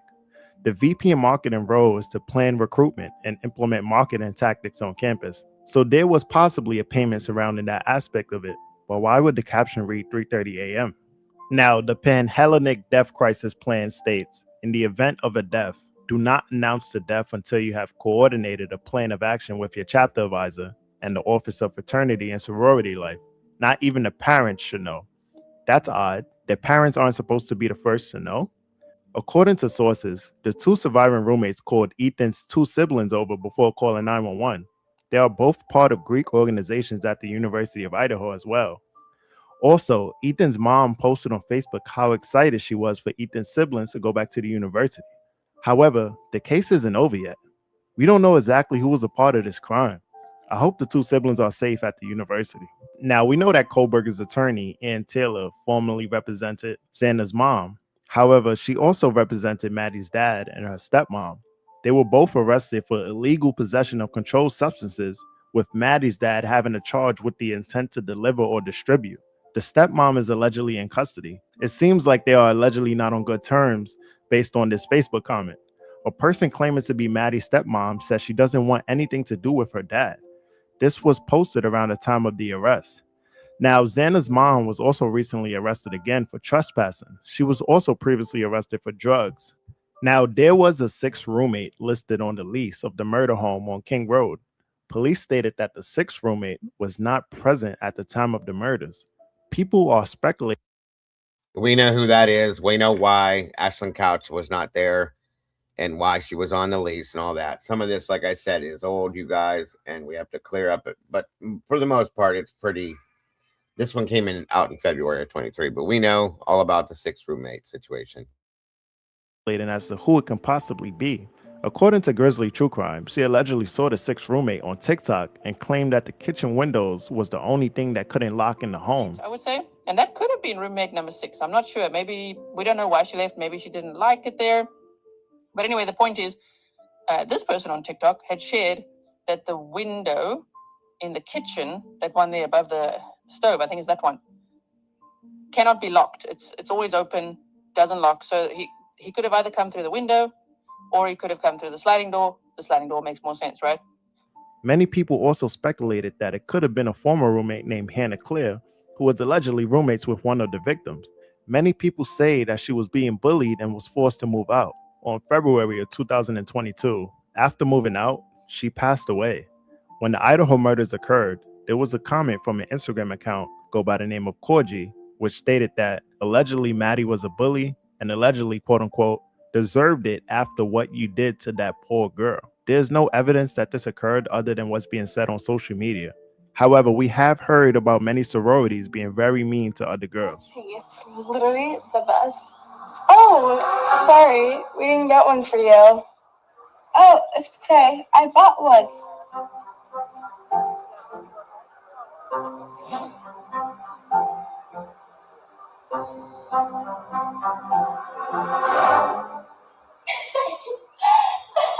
I know it's not as nice as yours. It was my mom's, and I can tell. Anyways. Now, being that there was a killer on the loose and people didn't know exactly who it could have been, there was panic amongst the town where people were afraid to be out late at night and even fleeing the campus. Tell me that they are living in fear because police are still searching for the killer.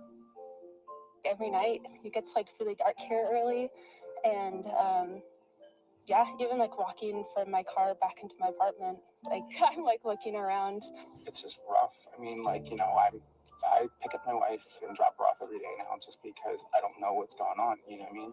We have no idea if it's a serial killer. We have no idea if it's just somebody, you know, somebody who had like a grudge or something. You know, there's no leads or anything. Now, the town makes its money from the University of Idaho students and accounts for about 27% of total county employment. Would that make law enforcement grab someone up prematurely? This case is going to get really interesting because there's so many holes in this case, and there's a possibility there are more people out there. What do you guys think about all of this? Let me know in the comments down below. Thank you for watching. Please like and subscribe. Peace.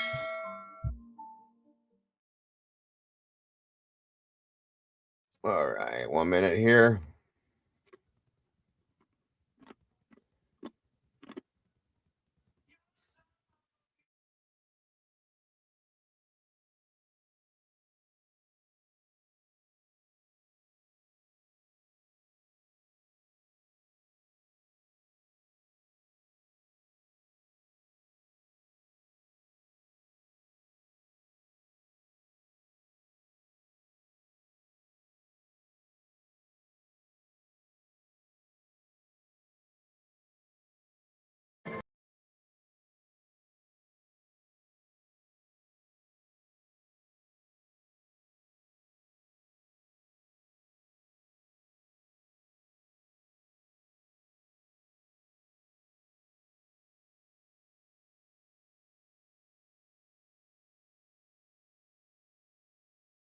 Okay, this was the other one I was trying to find, you guys. I'm sorry. And this will be the last video we review on this, and then we'll go break this down and discuss. I'm pretty sure I ran this the right way. Sorry about the confusion and stuff today. Just trying to make it all flow the right way. Again, I hope you guys are getting something out of this.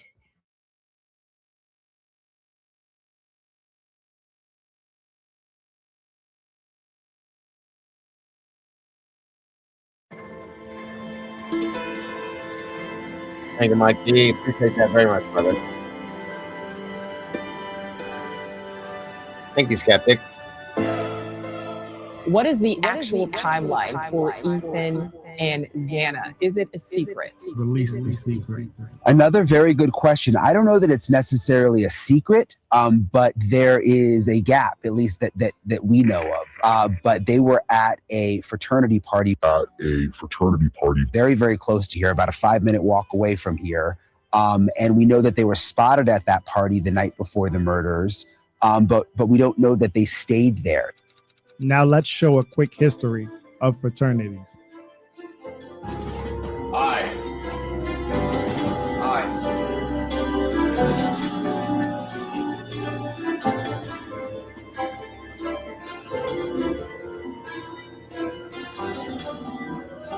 Oh, wait a minute.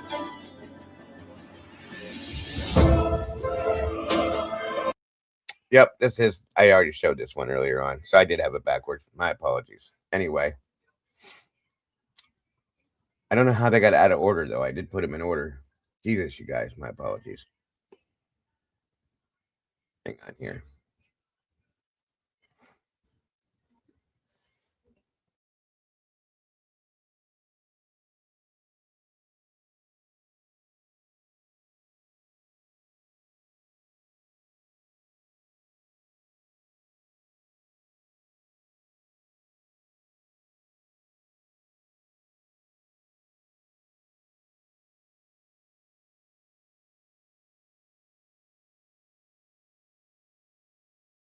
One second.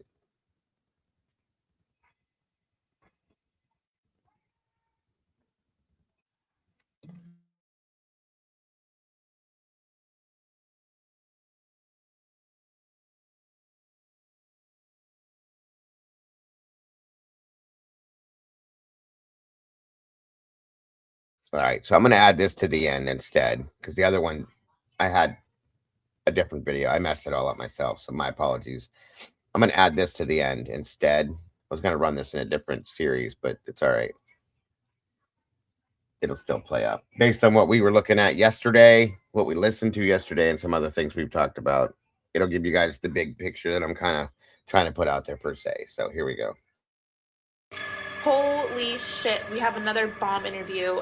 Basically, there's this kid named Dave, and he said there were a bunch of Snapchat groups that he knew about that morning, hours before the first 911 call. Dave is the first person to come forward that has a similar story to what Kim's daughter was saying. What? Snapchat's basically saying that I did not use Snapchat for 12, 13 hours all day Sunday. That is not true. That is not true. At the same time, I guess the question is can the FBI take that data? Snapchat. Of course. The FBI has the capability of asking these providers to not publish such information and making sort of disappear.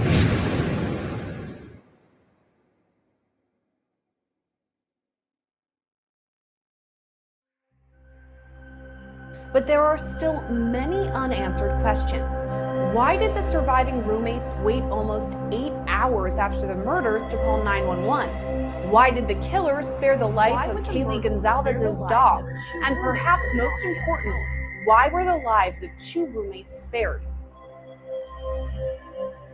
The surviving roommate in the Idaho college killings failed to call 911 the night of the slayings because she apparently believed the killer was a party guest. One of the details that we've come to learn is that she didn't think anything other than just noisy roommates was a problem. She thought her roommates were horsing around and being loud in the middle of the night. Shocking new revelations in the brutal murders of 4 Idaho college students last fall. A new report claims the 2 roommates who survived the massacre were awake and texting each other while their 4 friends were stabbed to death one by one. What did you say to Adam? I told him everything. There's a narrative being pushed in the mainstream media about the Idaho slayings. Incel, college student, pushed to kill. If you believe these stories, then you are still asleep to the tricks that are being played. For instance, out of the many girls on the Wazoo campus where Brian was attending, wouldn't it be more likely that this incel activator would have activated a long time ago? Yet the media have yet to explain a clear motive of a person with no link to the victims. Even after many witnesses on Snapchat stated that multiple people were in the house at that time, surviving roommate Dylan, who was in the house at the time, stated that she only saw one person with bushy eyebrows. It had me thinking, was there a mole in the house? The killers knew exactly what time to hit the spot and exactly where to go. And the sliding door was surprisingly left unlocked so that the killer may enter. Also, other friends were called to the home before calling 911. 8 hours later. This was 100% planned, but why? And by who? are you nervous? A little bit. Yeah. The fact that he's coming forward, it takes a lot of courage. And I don't want his life to be affected in a negative way because of internet sleuths. So we pitched down his voice and we didn't show his face at all because we want to protect him. I was telling you the other day, it's like cracking back into trauma, you know, and just like a bunch of stuff that you just want to forget. So right now we are looking up messages that were in the Snapchat group that Dave was a part of. This again, you guys, that interview that we covered yesterday with Dave, this is the same one. Olivia from Chronicles of Olivia covered this with him. She's the other person that interviewed him, just so you guys know. I'm pretty sure that's it. But that does not look like 3 days worth of Snapchats that I even sent today. Sent, saved, chat. And these are your messages. Yeah, that's it. This is. And it wouldn't even show. This looks like everything that I like can see or can send. Wait, look at the dates. The 12th. The 12th, so 13th. Look at the timestamp. 05:16 in the morning. Look at the next timestamp. 17:35. What? Snapchat's basically saying that I did not use Snapchat for 12, 13 hours all day Sunday. That is not true. That is not true. At the same time. That's just the group chat. That's not even my individual snaps. where are all of my snaps that I sent to people asking if they were okay? And this is saying, this is two ways, right? This is saying that I didn't message anybody for 12 hours and nobody messaged me for 12 hours. That's also considering all of the other group chats I was in too. But radio silent for 12 hours? No, guaranteed, no.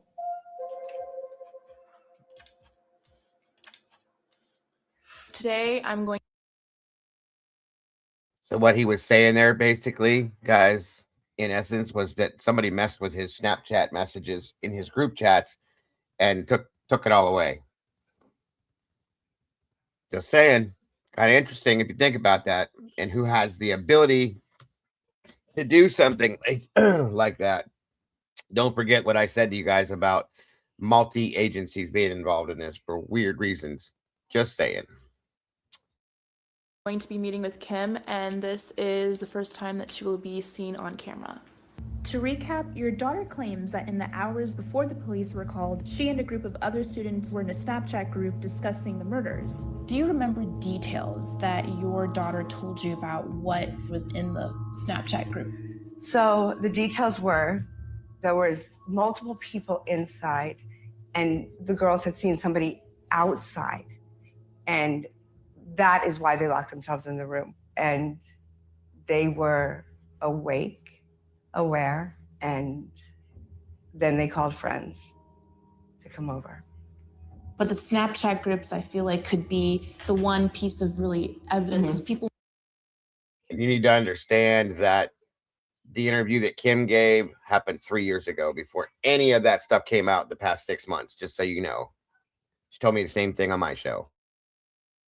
Want to see things on paper. And sure, when you have Snapchats out there and text messages out there, that there wasn't just one person there, and that kids were on the scene, in the crime scene, in the house. And how could you not call 911 when you heard those screams? And you can't tell me they didn't scream. All I'm saying is that it's a really small town. This is a really bad crime. I hope that the students are as involved as I believe that they are. So I get that very strongly. So there's a mole in the house. Now, the mole can be working for the good side or the bad side, the crime family or the cops, right? Like, I don't know which side, and sometimes the cops can be bad and the crime family can be good because it's all flipped and crazy. Police have reiterated that this appears to be a targeted attack with no signs of forced entry into the home. Locks like this? A former tenant posted this photo and says all 6 bedrooms had combination locks. It's believed the students had a lock on their door similar to this. This is a keypad lock, and I'm at AAA Architectural Hardware in Manhattan with Richard Brown, who is the owner. Are these things reliable? They're very reliable when they're installed properly and when they're used properly. You press the code that was pre-programmed in, push down on the lever handle, open the door, and then close the door behind you. And it should be locked. I also then whipped right over to Dylan, and there is a complete mask over her energy field. I cannot read her for the life of me, and she is not who she presents herself to be. I will tell you that. I feel like it's a complete inversion. It's completely inverted. It's not as she presents herself. Police now revealing that before a 911 call was made, the 2 surviving roommates of a deadly rampage that killed 4 students summoned friends to the off-campus home near the University of Idaho, telling authorities they thought someone on the 2nd floor had, quote, passed out and was not waking up. 1:51 a.m., they grab food from the truck window and walk out afraid. Police confirm that at this point they get picked up by a car service, and about 6 minutes later, they arrive at home on King Road. According to an affidavit, Ethan and Zana are already in the house along with 2 other roommates. According to an affidavit, Ethan and Zana are already in the house along with 2 other roommates. According to an affidavit, Ethan and Zana are already in the house along with 2 other roommates. If we don't have the whereabouts of the 2 survivor roommates on the night of the slayings, who's to say they were even home? If so, what were they planning? Now, Rob McQueen used to live in that very same rented home where these murders occurred. And he says that these killings would have required a lot of planning. And then once you move from that sliding glass door, you're run directly into the entrance to a bedroom. And then to your right, you have to go up the stairs. And when you think about a third floor, you have to think of this in college housing, right? So when you move up to that third floor, it's a narrow stairway. It enters into a very, very small hallway, and then the entrance to 2 rooms. The room that the murders took place in and another room that was unoccupied. And that is a really, just the layout and the complexity of getting to that part. You could either be completely not worried about the impact of what would happen to you should you be caught, or you had to diligently plan and understand the layout of that house to move in and actually leave that space without like really causing alarm and being caught. The sliding door was left unlocked, and there was no sign of forced entry. The killers know exactly when to enter the home, which rooms to enter, and which rooms not to enter. Based on this information, is it possible one of the surviving roommates was actually a mole?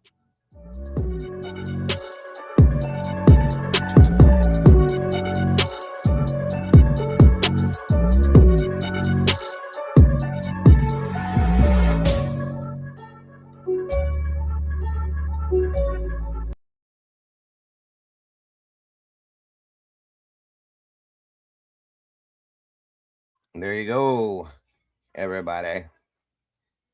Any thoughts on this, Hemi? Well, I think everybody knows who's the mole, right?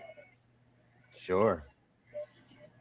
With everything we just watched, you have anything else to add to that? I'm grabbing coffee real quick, my friend.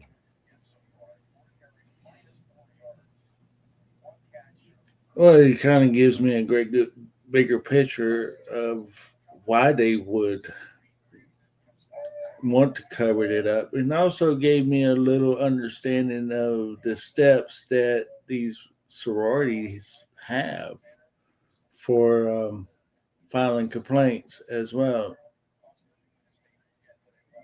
for the 8-hour delay. My only issue, well, I have a lot of issues, but one that really is question that keeps bugging me is people have known about this week or so or longer way when it all happened. So this thing it was not a real big, huge secret amongst the kids. But to point out to the outsider like Brian Koberger, to pin it all on him, just kind of takes the highlight away from the college, so to speak. But I just don't see how none of that never really explain to me on how he is connected to it, if any. This is the reason why we got so many theories. This case is something else. What y'all think, chat?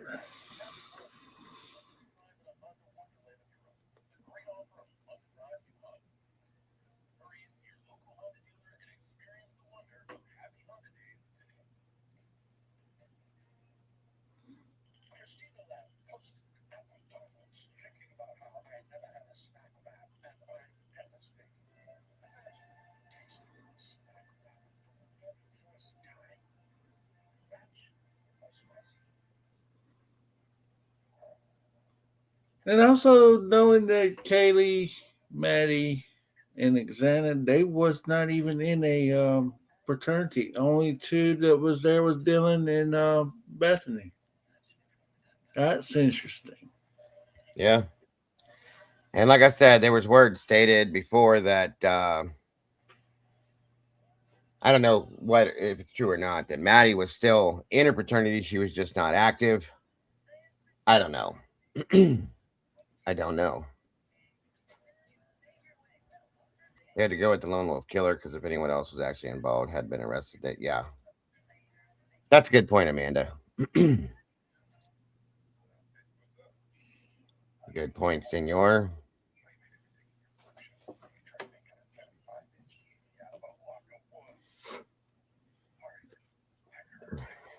So am I wrong? Another good point, Noni.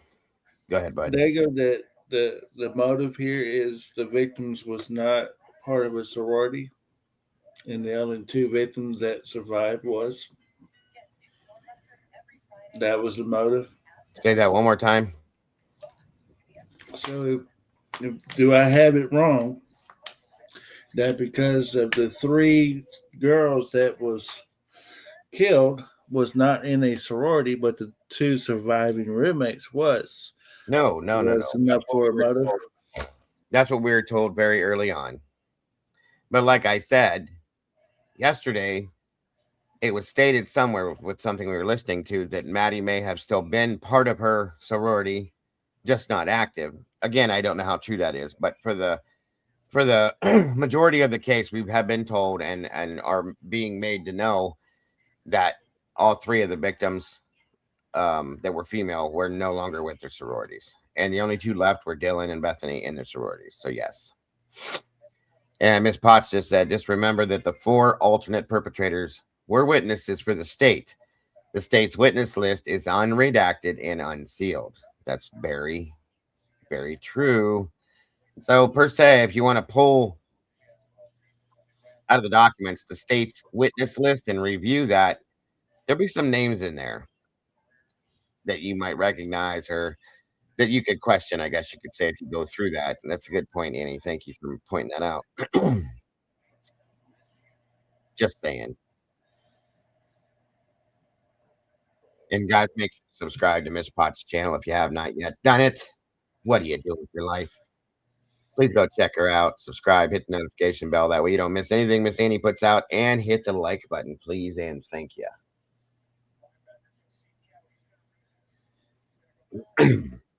Just saying. We have all the excuse me. Yeah, that's the point right there. We have the 4 perpetrators' names, the alternate perpetrators' names. You just have to figure out who they would be. But they're there in black and white on a document that was handed out to us from the court. So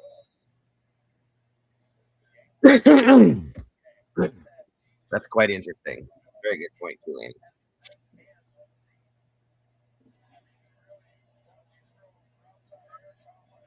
Very good. It's crazy. It's like really loud, cover up, cover up. There's nothing that you can do about it. It's all covered up. It's crazy. Exactly.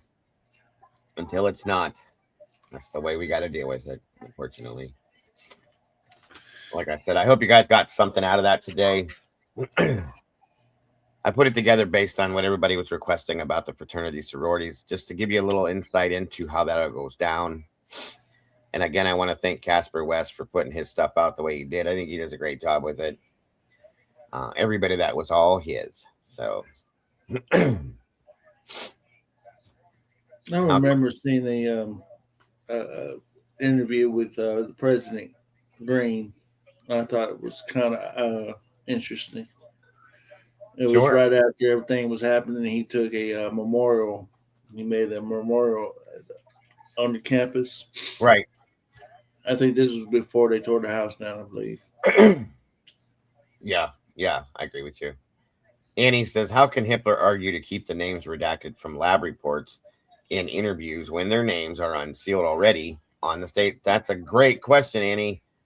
If anybody has the answer to that, I would really love to understand it because it makes no damn sense.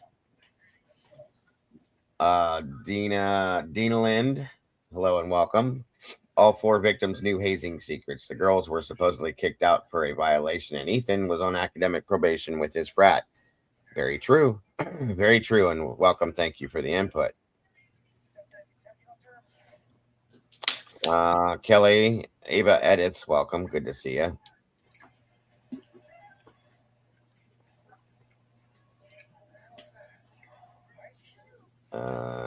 Kelly says there is. That's right. He's done it more than once, ignoring his own orders. You gotta love it. You gotta love it.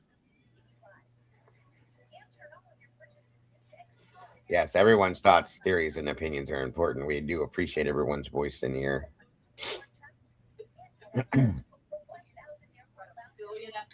It's very interesting. 100%.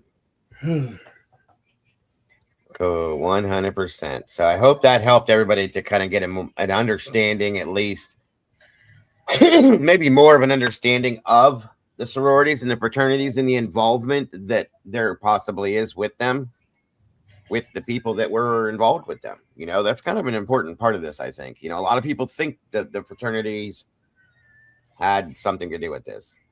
Whether they do or they don't, they definitely had something to do with these people's lives. And I think that's kind of important to understand.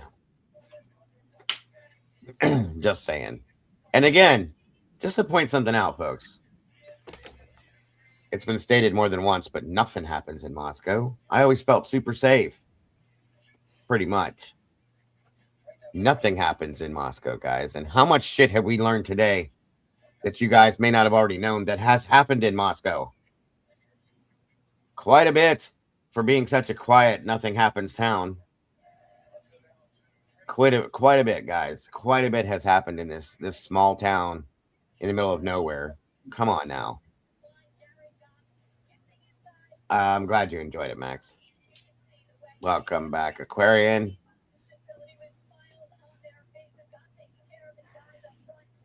I hope you're doing great, Aquarian.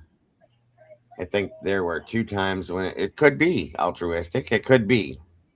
I won't put nothing past it now. Let's see.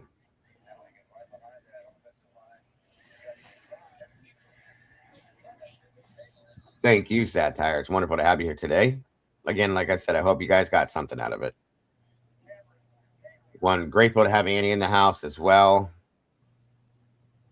It looked like Lucy did show up, at least for a few. She was here finally. Great to have her here.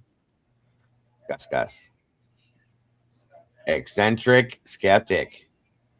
Again, great to have you in the house. Grace Kirk. Now, Keith, this is the first case I've ever known to have so many avenues and reasonable doubts for every dang on thing. It's like once you think you're on to something, and then something else will pop up and go, "Well, hey, right. You know, Of course. Of course. Miss Charla's in the house, guys. Welcome, Charla. Wonderful to have you. And thank you so much for jumping in the sauce with us. 5 new members today. I appreciate that so very much. You are so very welcome, Skeptic. I hope you decide to stick around for a while. We appreciate you very much.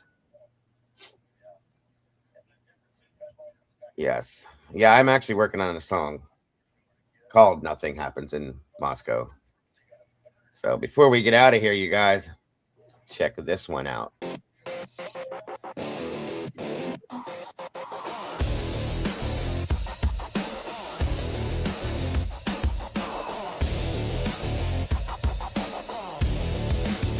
Pretty much at 4 a.m. Brains a busted circuit. Bethany said I'm dumb, but I ain't wonder word. Is she the funk? I'm the liar. Tangled in her pyre. Super nice people, dust clouds when I fire. Don't know what happened. Dream of disguise. Could have been a movie. Script in my eyes. Pretty much that's all I can muster. Rusted gears grind. My head's a fluster. Bethany's gospel says I should be crying, but maybe I'm dreaming or maybe I'm lying.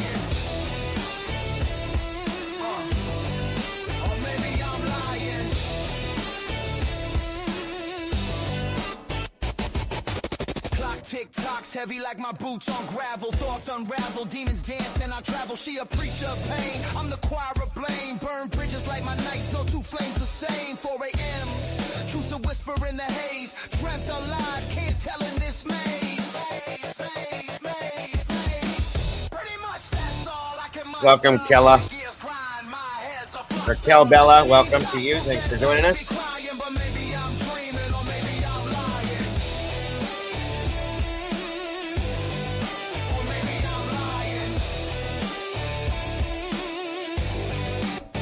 That's Kelly Land. You can turn your camera off if you want to, Kelly. Dago, can you hear me? Yes, ma'am.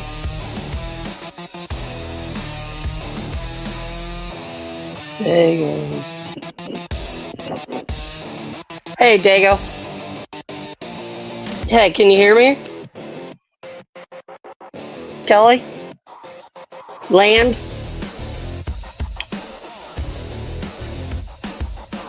Yes, ma'am. I hear you and see you.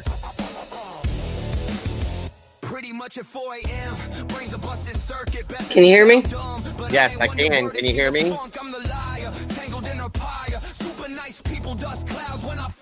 Don't know what happened, dream of disguise, could have been a movie script in my eyes. Having connection problem. Pretty much that's all I can muster. Rusted gears grind, my head's a fluster. Bethany's gospel says I should be crying, but maybe I'm dreaming or maybe I'm lying. Or maybe I'm lying.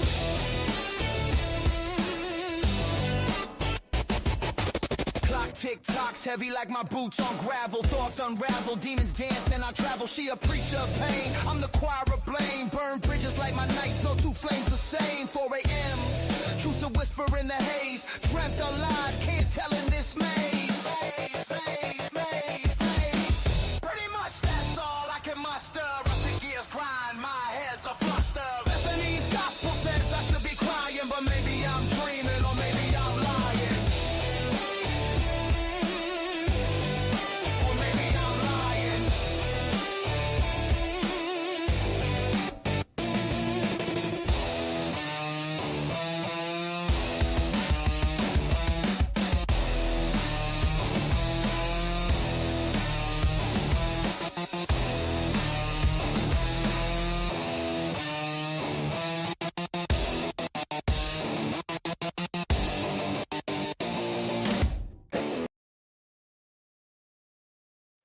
There you go, y'all. Pretty much at 4 a.m. You heard it here first. I will post that to my Kelly. It's okay, hon. You tried. We'll get it right one of these days. We'll get it right. Yeah, I will post the song to my community page, and hopefully you guys can pull that if you want it and link it to listen to it. And if you want to share it, whatever you want to do, you're welcome to. It's fine. I have that one, another one, and I'm working on Nothing Ever Happens in Moscow right now.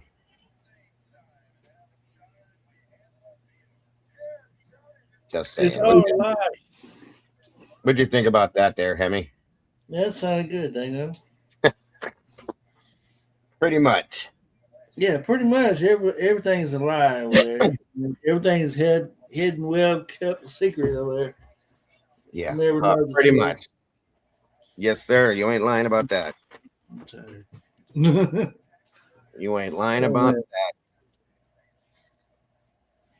Well, like I said, that's probably going to do it for today, guys. I just wanted to go through and cover some fraternity, sorority stuff, give you guys a little insight into that for those of you that didn't have it already. Quite a few of you did. Annie made a great point, guys, that we do have the 4 alternate suspects right there on that witness list. The problem is just differentiating who they are. We may have to break that down and go over that here tomorrow or something. Point out some names and see who we think it might be, just for the hell of it. Yeah, keep pounding the rock. There you go. Keep talking about it. Pushing forward. I wish I had a little bit more input, but I'm kind of ignorant in the ways of the sorority life, so I don't understand how all that works. Wow. It's a lot. It is a lot. Definitely a lot. Michelle said before you go, do you think the Steins trial is going to be? Yes, I do. Yes, I do. I think there's going to be a lot of surprises and things that are going to pop out from the Steins trial that we're not going to expect, which I'll be covering that full trial as well. The Letcher County craziness over there, Sheriff Mickey Steins shooting Kevin Mullins is another one I'm following. And I'll be hooking up with Lee on that one too, because we're both covering that. So you guys will get that treat if you want it, for sure, because we have a lot to talk about. We definitely have a lot to talk about that case. So again, I am so super grateful for all of you guys, for joining us today. More than you guys know on this Sunday. I hope you guys had a great weekend too. There's Miss Kim. Hello, how are you? Oh, you're getting off. I know you're trying to end it. No, But no, no. I got let some me hurry time up and get up still. there. I got some time still. It's perfectly fine, my dear. How are you today? I'm good. Busy again. I guess How it's about time for you? me to get down from here.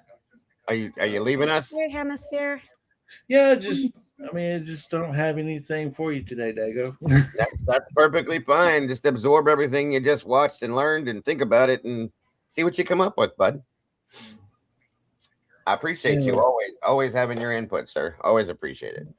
I appreciate you always letting me have the platform to speak my 100%. mind on things. Yes, that's what it's all about.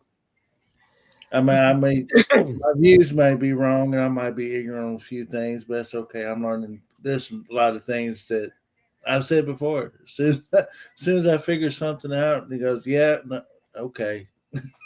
I don't know shit. No, I got you. I got you. No And worries, it's but so corrupted. This is so bad. it is. So bad. It is. I'll tell you before you leave, real quick, sir, and then I'll be getting into some questions here with Miss Kim. Hopefully, make sure if you're not doing nothing tonight, you tune in over at Truth and Transparency with Miss Lana. I'm going to be joining her over there, as well as anybody else that will be over there. I always love hooking up with Lana. It's always a great time. So I hope to see you over there, Hemi. And again, thank you, sir, for jumping up here and expressing your feelings, thoughts, opinions. And it's always good to have you here, brother. All right, thank you, Dago. Take care, sir. How are you, Miss Kim? I hope you're having a good Sunday. Busy, I know, but yeah. What did you get out of that today? You know, my theory is the drug route with this whole thing, but I thought everything you showed about the sororities and the frats, what a not only possible but plausible other theory. And did they look down that route? How much did they look down that route? You know, Kim, I always remember we've said this to each other before. You've agreed, you've said it, I've said it, and I've agreed. Two things can be the same, or two things can be right at the same time. True. Okay? Yep. Mm-hmm. We got to remember that too. So there could be a combination of things going on here that weren't an expected aspect to it. You know what I mean? Because especially thinking about all of a sudden some of those girls leaving the sororities and then the sororities being in trouble. And I mean, hello, one and one is two of why they were probably in trouble. And that to me could just show more evidence that those substances could be involved, you know, just adding on to situational, you know, circumstantial evidence or whatever. And I agree with New Mexico here. And I do think in this case that somehow, some form, some way, everything in this case is connected somehow. I agree with that and believe that, because every time we turn a corner to look at something different, it has some relation to something else we've already seen or discussed. And I don't believe in coincidences in this case at all. Maybe one. There's been too many. Like I say that all the time. Like, I mean, and the coincidences stopped being coincidences like probably the first week. I mean, or the first, you know, few weeks. The crazy stuff that started coming out. You know, you can only say, oh, that's a coincidence so many times. That's right. That's right. A big thing in this case. Like, how many coincidences does it take until they're not? There's too many of them for it to be real. I'll just say that. Mm-hmm. Yeah, those videos you were showing, I like that Casper West. He does a good job. Shows things and explains it or asks, just like presents it, like, hey, here, what do you? And then he lets you. That's why I like to present his stuff too, because same thing I do is you guys can you can watch it and then you can absorb it. You know, you don't have to listen to what I'm saying by no means. And then you can perceive it how you would perceive it, and then make your own decision on it. And which is what I've done. Sorry, my hair's a mess today, guys. Yeah. So again, he does a great job with the way he put it all together on many of his videos. That whole series that he did there, I wanted to run it I broke it up a little differently than he put it out because I was trying to show it a certain type of way, and one of them I messed up with. So don't worry about that. But yeah, I mean, he did a great job with those. I've always liked Casper and followed his stuff. It was really good. Yeah. I did have a question about the alternative perpetrators that are in the witness list documents. Like, I know we could look at it and look at those names and know who we think would be the alternative perpetrators, but is there, I'm wondering if you know, is there a way to, is there something in the court docs that gives initials or something to verify? Here's what I was going to do. Okay. Based on what we heard about, and I'm going to make a show out of it too, for those of you that are interested. I'm going to take everything we have, that list, set it up. And we're not doing it today, obviously. Set it up, break it down, and make a whole show out of it. And remember what we went through in the reports from ISP in Moscow and whatever's in the docs, and see if we can kind of figure out what we know from the reports of who they could be. That's my whole That'd be plan. interesting. Yeah, Yes. I'd love that. Yep. Yeah, that's what I'm looking forward to doing now that Annie, and she probably didn't even mean to do it, but she does it all the time. She pointed that out, and my brain automatically went ding, ding, ding, ding. We got another show, because I definitely want to do that. I've been wondering that for a while. So I'm looking forward to doing that one. Absolutely. I thought that, awesome. Yeah, definitely. And of course, you know, my door's always open, no matter what I'm talking about, to join me, and you'd be more than welcome to join me for that as well. For sure. Yeah, I'll plan on it. I'll see when you're gonna think about doing it. Yep. I might be tomorrow or the day after. I just have to see what else is going on. Okay. But I'll let you know either way. Let's see. I'm just trying to check chat here. No, and you know what? There's definitely no coincidences in this case at this point. Skeptic, like Kim said, the first week, sure, we'll give you some mistakes, coincidental things happening, but Jesus Christ, you guys, every other thing that's happened in this case is they're pointing it to, well, that's just a coincidental situation. No, it's not. Stop it. No, and they shouldn't be ignored or just explained away. That's what I have a live scheduled for tomorrow. You know, I always go earlier than you. Yeah. But that's like the theme of that show, is like how quick law enforcement is to just explain things away. Yeah. Don't investigate it. Don't investigate it, but just, you know, don't investigate just as much as they don't take reports on anything, guys. We saw in one of the videos that Casper put out, they were pointing out there were certain things that happened and there was no report taken. And that was an important thing. There should be reports on file for what went down there. No, this is not okay. And again, referring to what I keep saying, and there's a reason why I keep saying it, guys, nothing ever happens in Moscow. Yeah, sure. Right. And I'm a multimillionaire. And a supermodel. Bullshit, guys. Everything happens in Moscow now. Everything happens in this town. And I knew all those cases had happened, but just to hear it again, like boom, boom, boom, back to back, I was like, oh my gosh. There's Like, so many. Yeah, they're spread out, but like you said, some of them are spread out, some of them aren't. But like you said, when you hear them all together, it's like, holy shit. Are you serious? No, Cat Lady, I'm not. I'm using the state's witness list to point out these things, because I could also use Tommy's list of initials and look at that and say, hey, who's this and who's that? That might help too, because I do have that. I have the full list of initials. So thank you to Tommy. God bless, brother. We miss you. I miss Tommy, and I was scribbling down like crazy that night. It was like, hey, slow down. I got to go back. What was that one again? You know, I have a big list of these names. So yeah. Yeah, he left us. Probably will. That was awesome.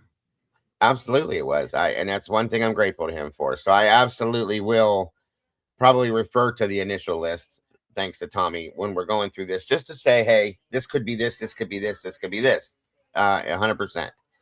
So we do have something Tommy left us towards this case to help forever, and I'm grateful, very grateful to him. Yeah. And it'll be a good thing. So absolutely. So yeah, I will let you know via Discord or something. I'll probably jump into the Discord mod chat and say, hey guys, what's going on? Yeah. And then I'll just let you guys know, message you for when we're going to do the other show. Like I said, it'll probably be tomorrow, maybe the day after. It depends on what else is going on in life here. So, yeah, it's current time. Holiday. Yes. I definitely need to get a printer, you guys. I have a whole plan here that I'm going to be rearranging all this. I know I keep saying this. I've been saying it for well over a year, but I am, and I'm going to take advantage of my filing cabinet here. I want to print all of this out and file it. I have all these filing full folders. So yes, I'm working on getting a printer. That's my next thing. I even threw it on my little wish list thing. And That'll be nice. That'll be nice to have easy access. I want it all, and that way I can pull everything out and go, see, here's this document, here's this document, here's this document, and hell, maybe I'll end up getting one of them overhead things like Lana has one day. Yeah. It doesn't matter. I know if the printer does what I think it does. I have a program in here that will allow me to put things on the printer like a scanner, and it'll show up. It'll show up on the screen. So yeah. Ooh, I'll have to look into that. That's a good idea. Yes, I might use that if I get the printer. We'll just say that much. So yeah. But yeah, that's something that's going to be happening so I can get way more organized. I want to have everything in this case printed out on paper at some point. So that's definitely a plan. It won't be a waste because we'll still be talking about it 10 years from now. And listen, even if it does, something happens with it. Not funny. Like you said, in 10 years, I'll have something to refer back to if something changes too. So if they pull everything offline, who knows, True. You never know what's going to happen with this shit. So I will have it all. And that's my plan. I wanted to do it a long time ago, but I just never really thought about it. And now the printer thing, thanks to Tomboy, is embedded in my brain now. So yeah, I'm working on it, you guys. Boxing Day is a good set. Yeah. Well, it's helpful to have a printer, and just especially for me, because sometimes I'd rather have it like in my face to read from, even though I still pull it up on the screen. I just think it's easier to read it in my hand sometimes, or at least know what I'm looking at before I find it digitally. I've been thinking about getting an overhead too. I thought I had one. I can't find it. I thought it was junky, so I probably was like, Well, I now, thanks to Annie Ruler, I do now have, it was on my wish list. I have the whiteboard now with the markers that I can, once this is done and turned around, I'll have that set up behind me. That's if I can get that thing set up, if I get the printer. Yeah, you know what I said, Meg. I always over talk myself. I made it sound dumb like I do. So sorry. The printer does what I think it does. She's been picking on me for days now. I got Meg. It's all in good fun though. She knows. I know she loves me and vice versa, so it's all good. I love the teasing in the community. It's fun. The banter makes all this go so much easier. If it didn't happen, I would be a mess. I'll be honest with you. Banter and inside jokes. Yeah. Get an HP printer scanner and look at Insta Ink plan very low. Tomboy hooked me up with something. It's on my wish list actually through Amazon, and I'm telling you, it makes more sense. The standard printers that I would be going through ink, I'd go through so much ink. It's insane. The thing it's crazy. Me, yeah. Well, the thing she showed me, it's different. I can't think of what the hell it was, but it's completely different. And it there she is. It's a different type of a printer, but I wouldn't have to fill it anywhere near as much as I would with regular printer with the ink on it because of what I'm going to be printing out. I can't. I'm waiting for her to write it in chat. A mega tank. I'm glad that Murky put that up there because I just got an HP printer and I was looking into that mail because you go through it so fast. The ink plan, yes, that is a good idea. I've heard of that. She's got me looking at this mega tank printer that she showed. I'll tell you right now, reading into what I read about it when she sent it to me, it makes perfect sense. And you'll never fill it anywhere a quarter of much as you would as a regular printer. So we'll see. They're kind of expensive, but it's well worth it in the end. Do we tell Dago we all want to know refillable ink sucks? Oh, it's right there on screen there, Miss Moonlit. A mega tank printer. Let me see if I can show you real quick. Yeah, I've never heard of that. I've always had a printer because being a teacher, and last minute I would always print a copy at home and then run to school and zip it through the copy. No, 100%. Let me see if I can pull this up here that I have. It's actually no, don't do that. It's actually on my wish list thing. It is made by, I even have the copy paper there. There it is. And it's an Epson Eco Tank. Let me pull that up there. Here it is.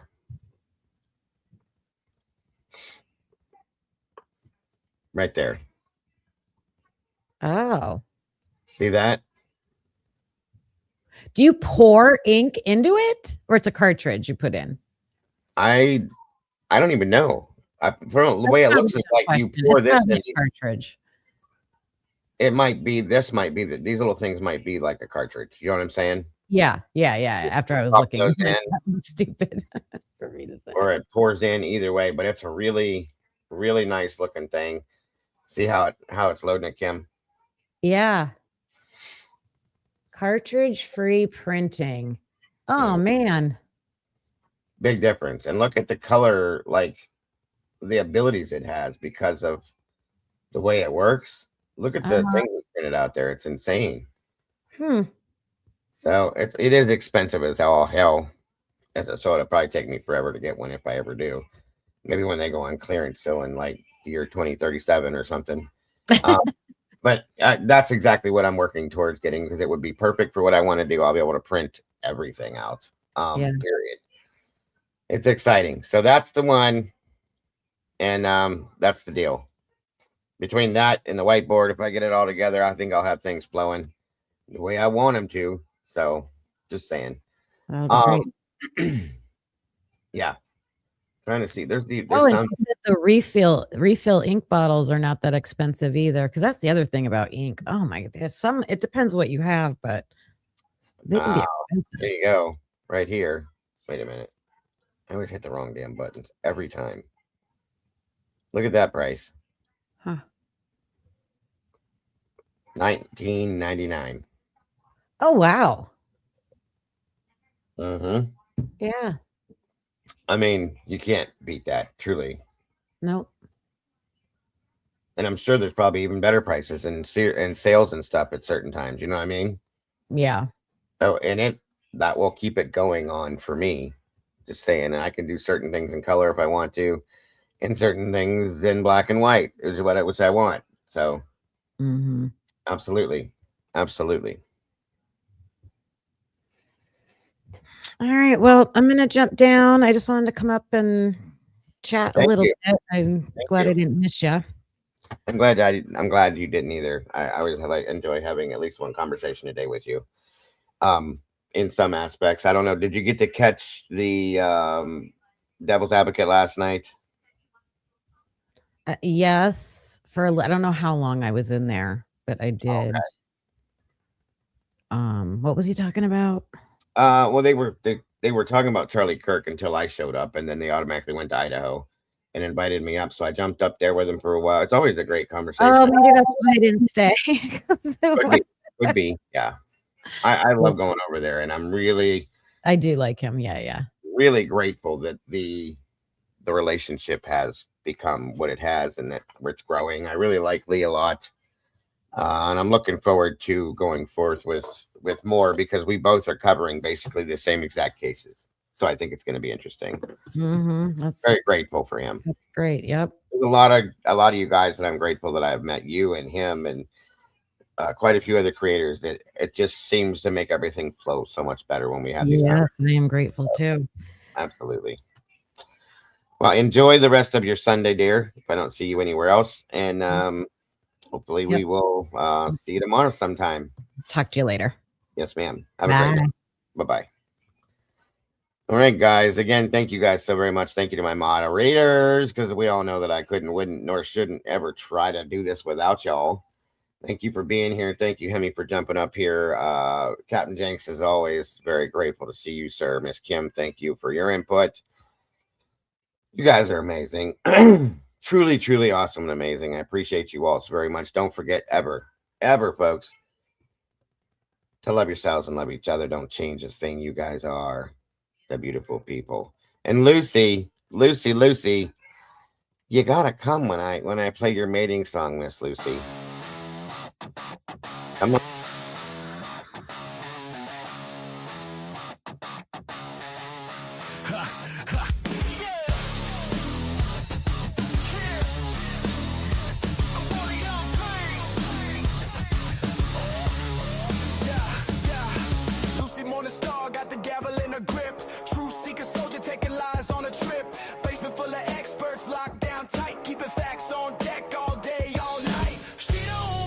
Love you guys. See you soon.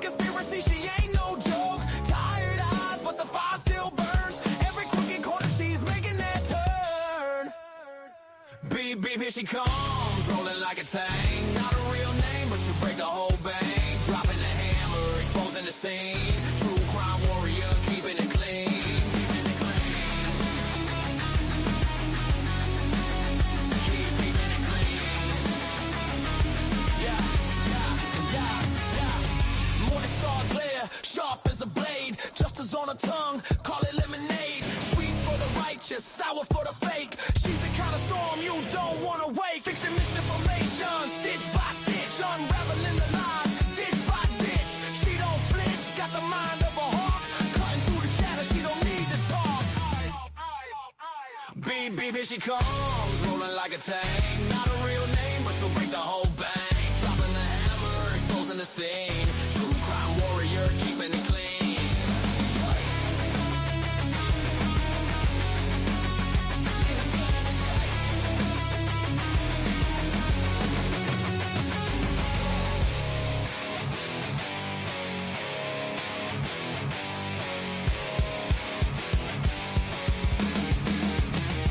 Lucy Morning Star got the gavel in a grip. True seeker soldier taking liars on a trip. Basement full of experts, locked down tight.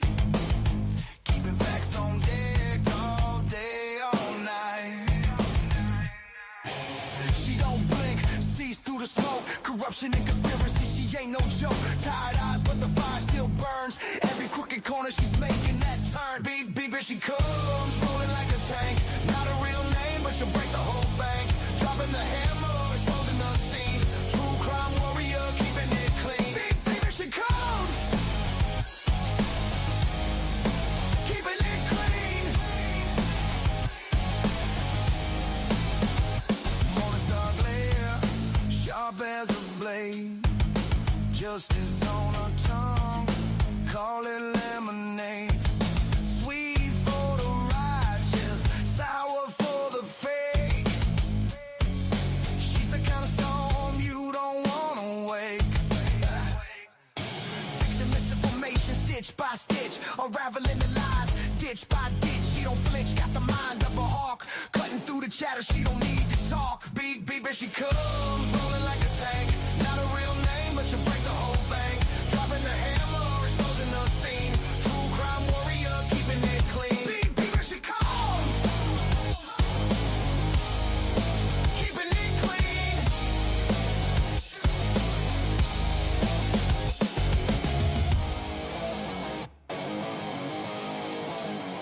Lucy Morning Star got the gavel in a grip.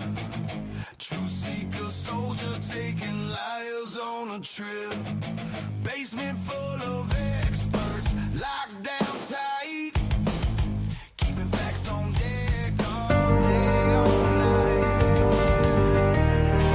She don't blink, sees through the smoke. Corruption and conspiracy, Bye, everyone. The coffee's cold, the final stain. We laid the map out in the pouring rain. No hidden corners left to creep. The dark truth woke while the city was asleep. The evidence lines up straight and true. A perfect picture of what they chose to do. The quiet street erupts in flashing light. A reckoning delivered in the night. SWAT serves the warrant, loud and clear. The sound of justice, the only thing we hear.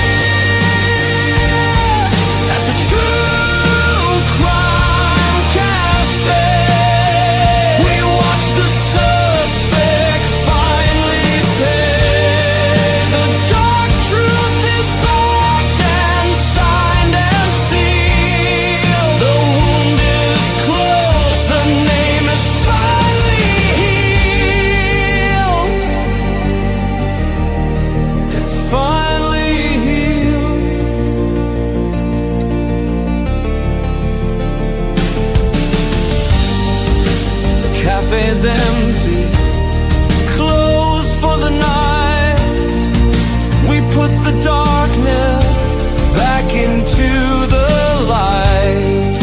We'll wipe the counter, set the empty chair, and wait right here for the next secret laid bare. Until the next one. Until